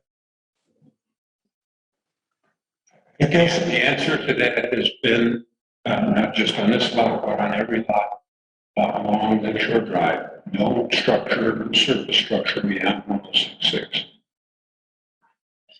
And also, if I remember correctly, any fence that's put in, unless you get approval with the neighbors, has to be, what is it, when you know this by heart, 6 inches setback? 6 inches from the property line. From the property. Inside the property line. From the property. Yeah. Right. It's got to be inside the property. Right. Which would be, you know, whatever the setback is, it's got to be 6 inches inside. Right. So therefore, they're protruding at least 6 inches, and I said that the setback that they actually have with that real dark black thing, well, very all over the place. That other thing that's where Bob, you brought that up a while ago in some emails, that they were protruding onto property because that concrete is beyond 6 feet from the house, or actually 5.7. So I think we have a side setback issue also. well, this is Chris. To Larry's point with regard to the 106, that's either a concession on their end or a variance, so that issue gets taken care of. The other is an issue for your determination with regard to fence and 0 lot lines or 6 inches, that the building commissioner has the authority to grant that fence. If there's permission, that becomes an issue, so that's a side issue. And then with regard to the encroachment into the setback, the determination for you is whether they're just not allowed, and they're not conforming, and there's an encroachment. The determination for you is whether they are increasing that encroachment, or whether they're making an improvement in something that's already grandfathered there. For instance, that concrete, it's already encroaching, but they're not increasing the encroachment, so it's not allowed. We're not talking about a new fence, we're talking about its existence. And the only thing that I still would like to see, you're going on the side of the house here. I've seen some diagrams that talk about drywalls over there. And nobody's. Gotta hit your microphone, Joe. You're fading out. And I'm talking about they want to put this fence on the side, and I still would like to know where those drywalls are. And we've never gotten a good explanation or diagrams of where they're at. Because those two drywalls that were mentioned on the diagrams, we don't even know if they exist there. And I think your way to address that is if you were inclined, at some point, if you approve today, someday, whatever your determination is, making it subject to verification from the health department. So that, again, another option for you to consider as you're making decisions. I don't believe the health department is going to do that. I think they have to, the owner has to get somebody out there and show where everything is.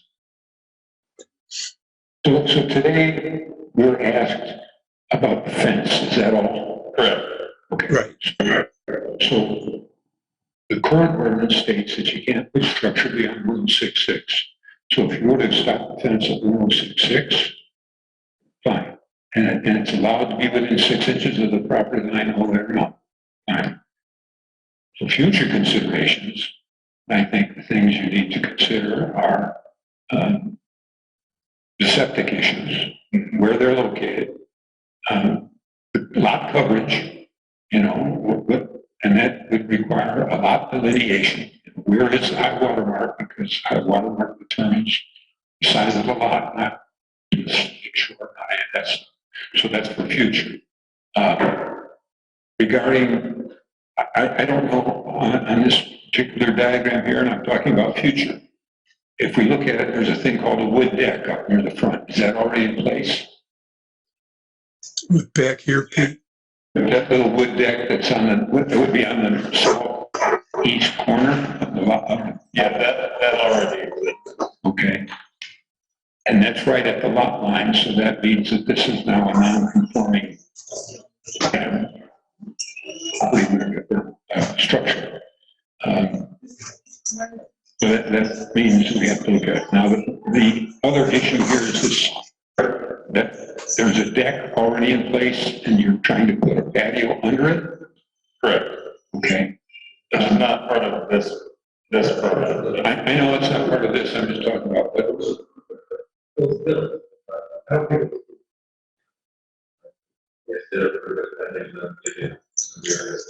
Whoever's talking, you need to get to a mic.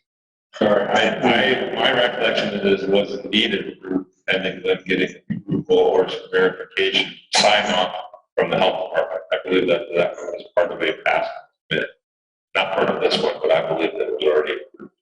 and it was built. Yes. So we're in violation, yes? We have no permit, we built something. No, there's a permit for it. The permit for the patio was approved. And the health department approved everything else? They approved the location, as Joe had said. That sign off was provided. The current drawings that they had, the requirement was them getting the sign off from the health department. That was presented long ago. And we have that sign off? That was shared with the commission a few meetings ago. That's my recollection. Yes.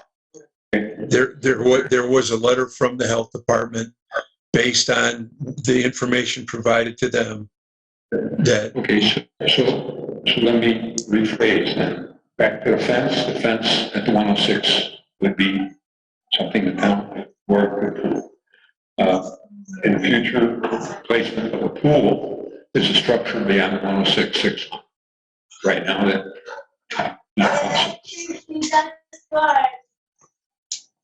And we're gonna have, and that is also gonna have implications on coverage. Correct. Not cover, okay, so that's where the lot needs to be delineated and say, really, how big is this lot in relation to the ordinary however? That's all I had to say. Okay, so here's what I'm seeing, and listening to everybody's discussion here. To consider, right, what's before us right now is a request to put the fence up. And the ordinance say you can't put a structure beyond the 1066. So what that basically means is we have to deny the permit because the proposal is to put a fence beyond the 1066. So that's number one. I think that we would have to deny the permit. If they want to come back and have a fence up to the 1066 and do something else, that's up to them to do something at a future date. But also as advice or just giving opinions as to what can or can't be done in the future, the same thing holds true. No structures are allowed beyond the 1066 line.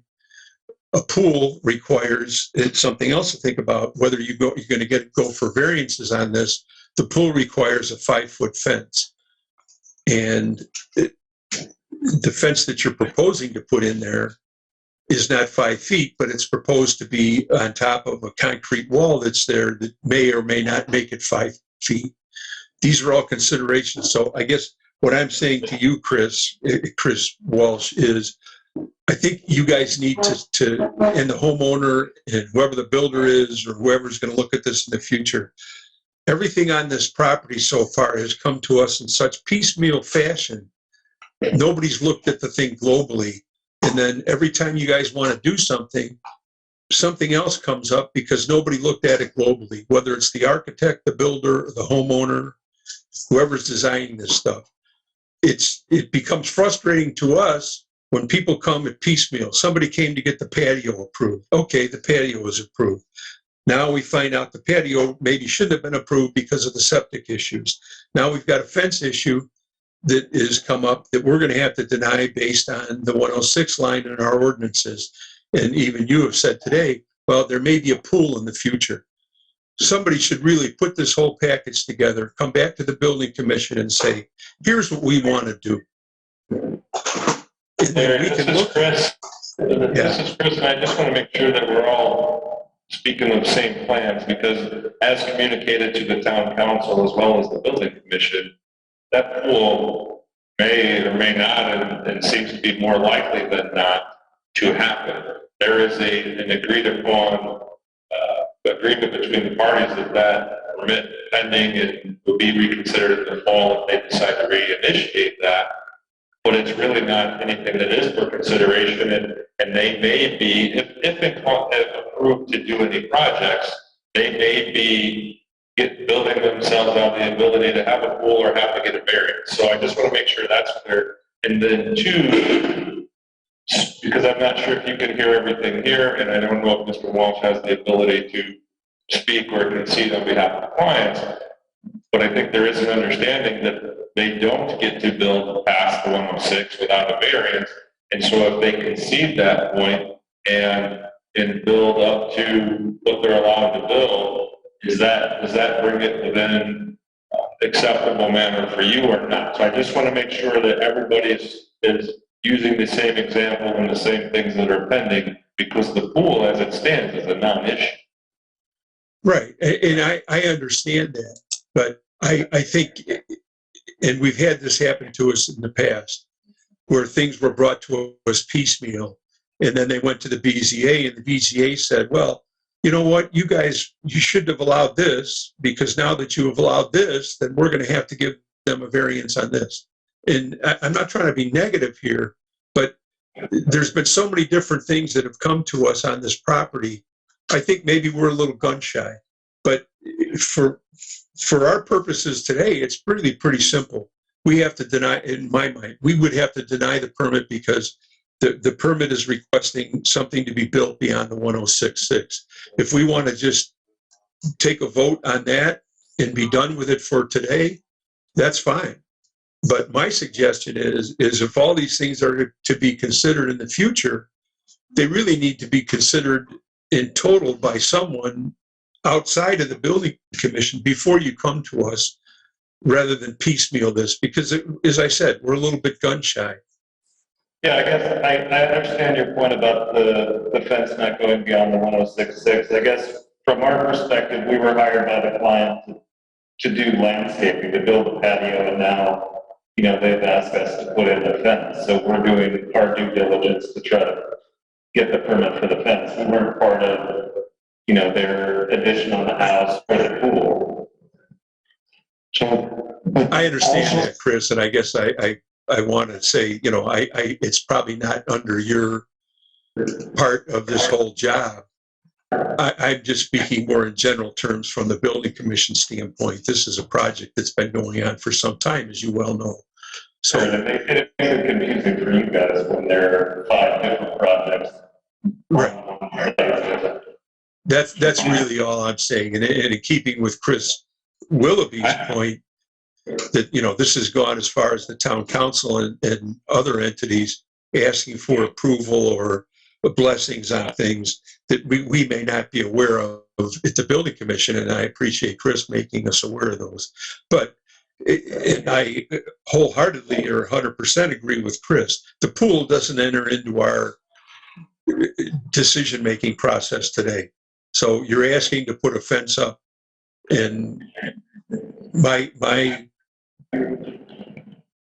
going to agree with Pete. We can't not approve the permit because we can't approve anything going on beyond the 106 line. Let me just make it clear that under no circumstance can the town council approve something that is contrary to an ordinance. They can change the ordinance, but they can't approve it. So, and the building commission can't override an ordinance. We have to stay with it. Any ordinance that exists and put something different in, that's property of the BZA. They would have to ask for a variance. So I make a recommendation that as submitted, we disallow this permit. We may come back and amend the permit, but at this stage, my motion is to not allow this permit. And the reasoning just being that we have the cable railing that goes beyond. Because you have a structure beyond 106.6. May I add to that, Pete? Sure. I still believe that we better not be digging holes for fences until we know where the dry wells are. And we don't know if there's dry wells in that area. I have a diagram that shows they're in that area someplace. Right. They have to come back with an amended permit if they want to put a fence in, and then we go from there. So starting. Okay, do we have a second to Pete's motion? I'm sorry, I was just corrected. I mean dry wells, not dry wells. I'm sorry. But we're not putting up dry wells. I apologize. I mean dry wells. Thank you. Who was seconded? I didn't hear it. Bob or Pete? Who seconded? Bob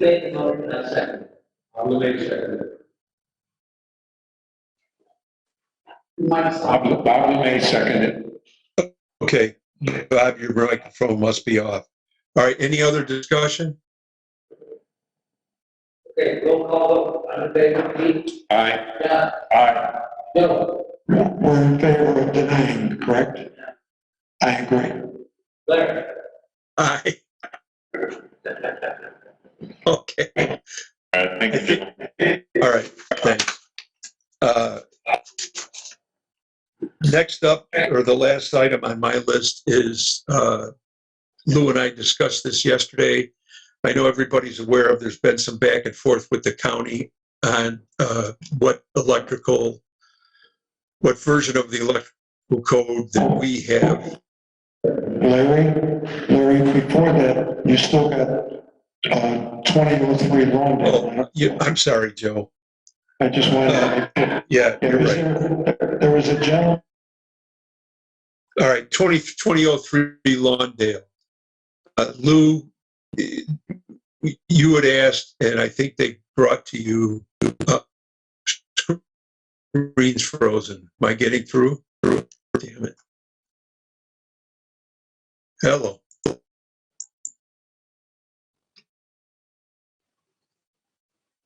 Here giving me me a dirty look. He says, Small lot here, and I have been looking at that, so just a moment.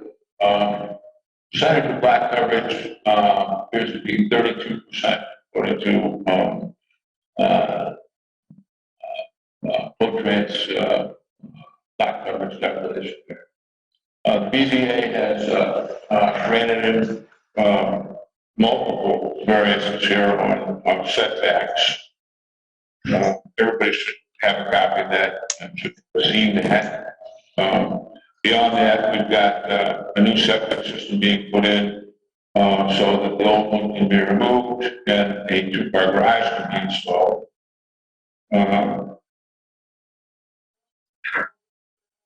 And then also a screened-in porch, is that right? In the back? Yes. Right, right. And all these calculations have been added up here into the lot coverage on this print here. Lou, do we have copies of that print? I just got this one copy. Want to see it? Yeah, I don't know if I want.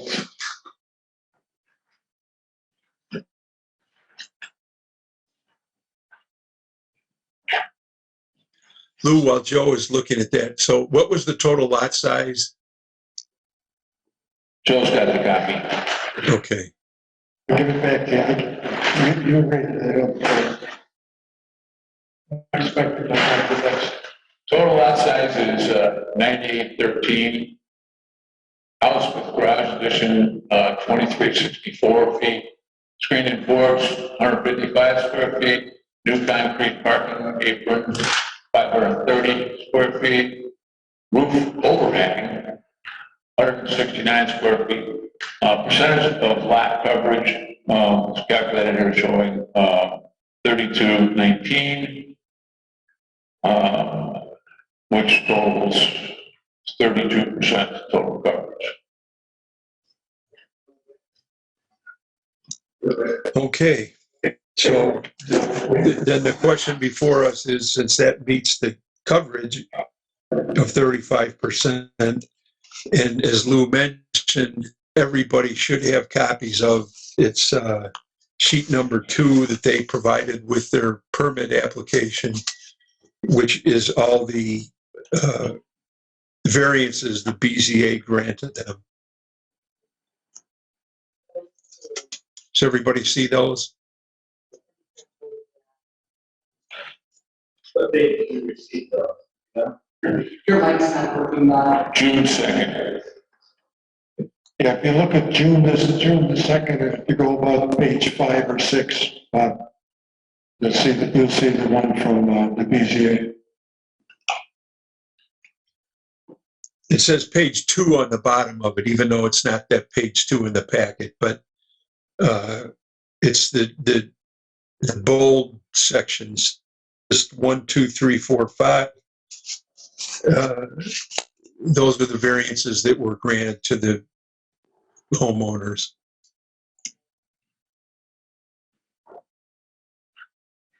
Discussion? Yeah, hold on a second. Not yet. Yeah, give everybody to look over this stuff. Johnson. Let's have an actual financial decision. We want to see those from the BZA. I'm looking for the actual site plan. Let me see this. Let me see the.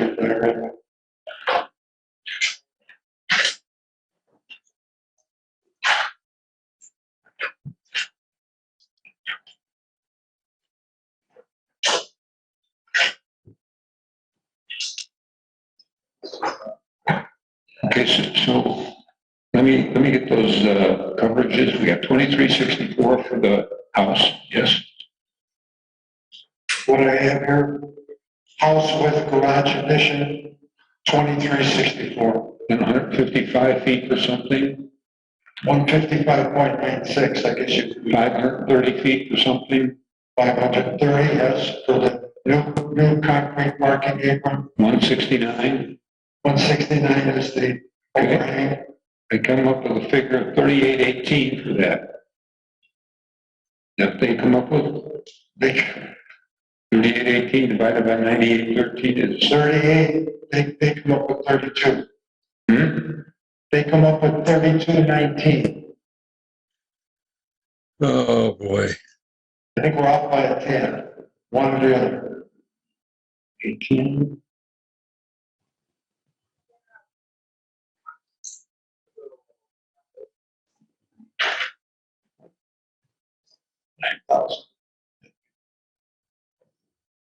Yeah, 3219 is what those add up to.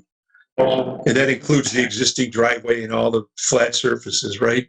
Lou or Joe, whoever's looking at the print. That includes everything that's hard surface, correct? Larry, I'm not 100% sure. I'll tell you what it says on the page. It talks about house with garage addition. That's number one. Then it says screen porch and step. That's number two. New concrete parking apron. It's number three. And then the overhang is number four. Now, if there's other coverage of the land, I don't know because I've just seen this and I haven't had a chance to scrutinize. Is there a driveway on the plan? Joe, is there a driveway? I'm trying to look. Any walkways? Existing driveway is going to be removed. And a new driveway installed, right? Or you're calling it an apron, right? Okay. So is the driveway included in the coverage or not? The driveway is the new concrete apron. Is that what we're talking about?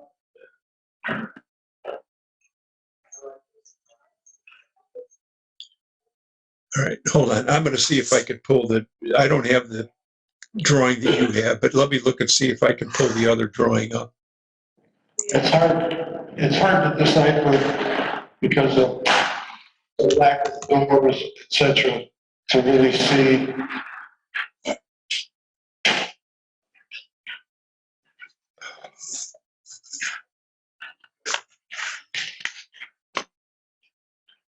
Oh, John. Is he still at the wood there? That's turning into a porch. Where's that? Where's that? Same location. Into, I'm not talking about that at this street. So what? Where's that? 155. Screen porch. 10 by 15. That's roughly what he said. You said 150.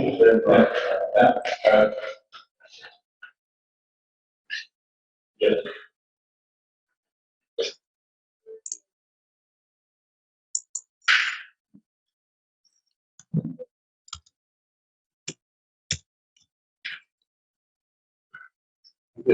The septic system is very close to the head.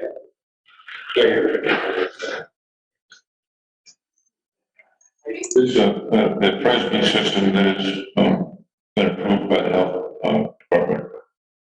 On this plan.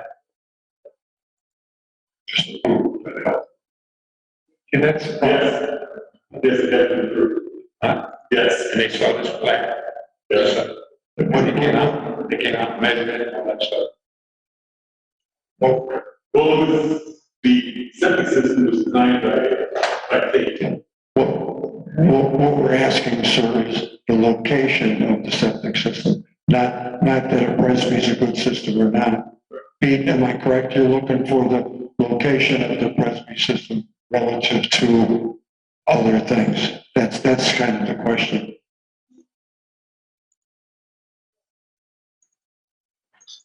So are there any walkways to the house? You see this section that says remove existing. There. It's fine. Don't see any walkways to the door or anything like that.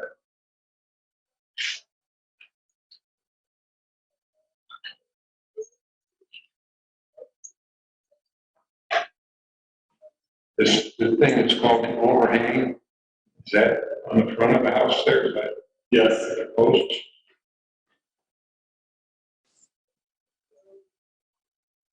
Oh, shit.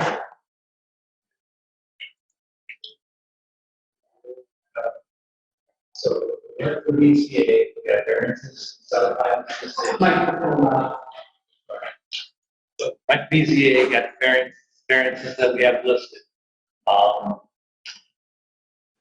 I think the coverage calculations need to be confirmed. Do you have sidewalks on your property? No, only under the existing overhang for the house. So that doesn't. So I guess my thought would be that provided that Larry and Lou can confirm the coverage calculations. Probably should approve All right. Can you guys hear me? it. Yeah. All right. I just put up on the screen. I don't have the drawing that Lou has. That was just brought in today. So here's the question I have in the coverage calculations. This is a driveway right here. Can you see my arrow? Yeah. All right. I know that garage is being converted to a living space and a garage is being built over here. Is that correct? Yes. Okay, so you're going to have to get into that garage. Where's the driveway? Is it on that drawing, Joe?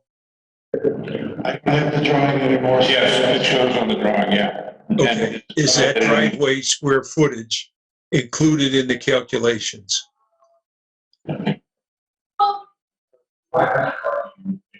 That's 530 feet, I think. 530 feet. Is the driveway in the apron? Is that correct? Well, they're calling it an apron, it looks like a driveway, I mean, short driveway. I mean, an apron normally is like 2 or 3 feet in front of the garage by whatever the garage is. So an apron would normally be, let's say 24, it's normally going to be like 75 square feet. Then you have the driveway, which would be, in this instance, I think it says it's 25 up top here. So you're going to be 25 to 30 feet here, 30 by another 24 is what, that's kind of what I'm trying to get at. I just want to make sure that we have all the coverages included in the calculations.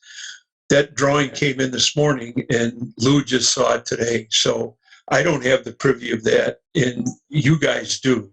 So I'm asking you guys, here's the drawing of the septic system where the new system is.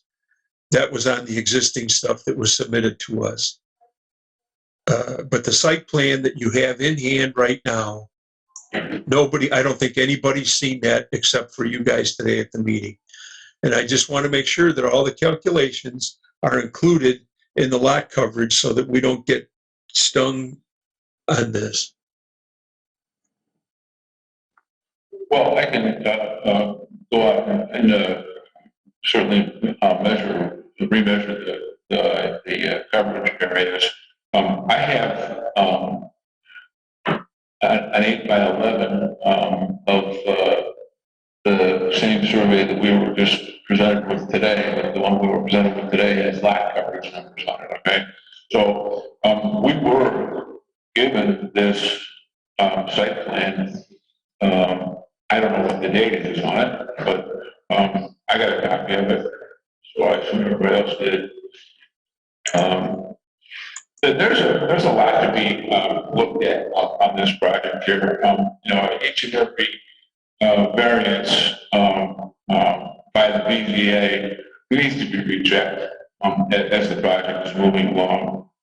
Certainly can't have things changing from what the BZA has given variance for. So this project is going to require attention.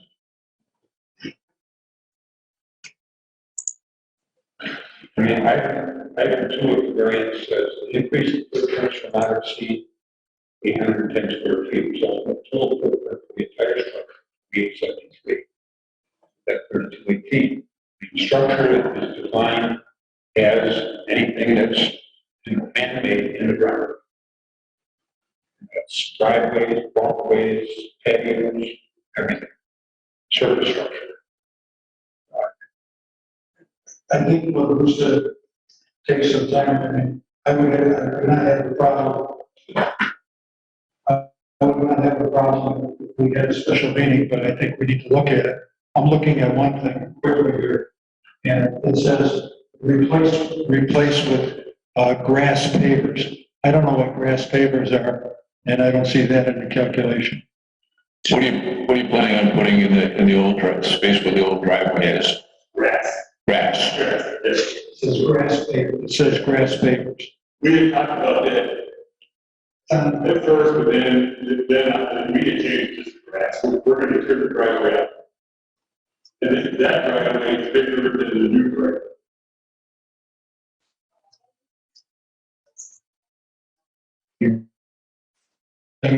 I couldn't hear whatever that was, but it actually looks like you guys are frozen up on me now. God damn it.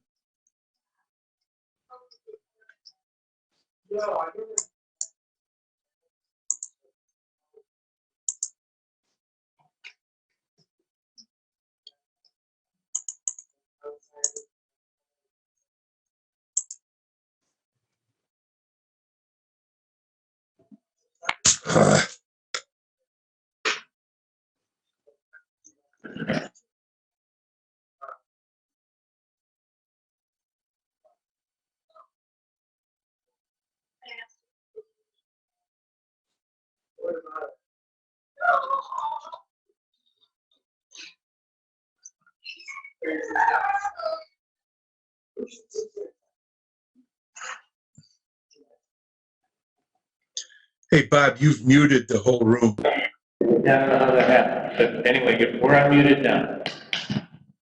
Go ahead and say that again. Oh, I got you. Can you just say what you just said again?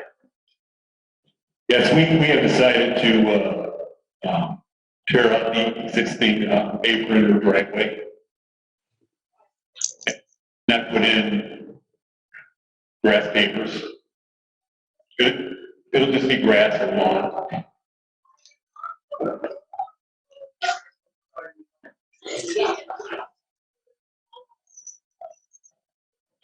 Okay, I lost you guys for a while. The screen seized up, but as long as the coverages are all there, you guys have the drawing. I don't. And, I've known Jeff forever, so I understand. I believe whatever he's telling you. So as long as the coverages are there and it meets with the BZA variances given, then the permit should be issued. That would be my motion, provided Lou just confirms the coverage calculation. That's my motion. I'll second it. Coker. Any other discussion? Okay, Bob. Yeah, and then, of course, we want to make it clear that it's grass, not pavers. I'm in favor. Aye. John? I'm in favor. Joe?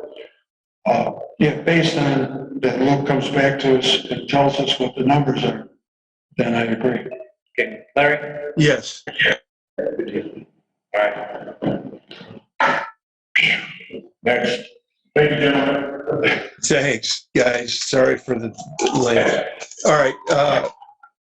The last thing I have on the list is electrical inspector, but it's already 10 after 3. I think a lot of this could be done by email back and forth, and then we could either call a special meeting or wait till next month to do this. Lou and I have discussed this, that there seems to be an issue with the way the town of Long Beach says we are using X for the electrical code. The county says they're using Y for the electrical code. When you look at the state, we should be using Y. And I think, I'm going to have to talk to Pete to figure out how that, and Chris to figure out how that ordinance, how we make sure that we're using the correct electrical version of version of the electrical code. And then if we should continue on with using LaPorte or hire our own electrical inspector. But I think that's well beyond what we can do today. Larry, I just have one more comment before we close, so whenever you have time. All right, Joe, go ahead. Chris or whoever, is where I don't want the 150 to get thrown by the wayside. Have we made progress with the 150, Chris? The ordinance, the 150 ordinance that we have duplicates on the website, and we're trying to get to the right one and out there. Are we making? It's being handled. Are we making progress? Yes. You know, I mean, I believe the ordinance is what's correct.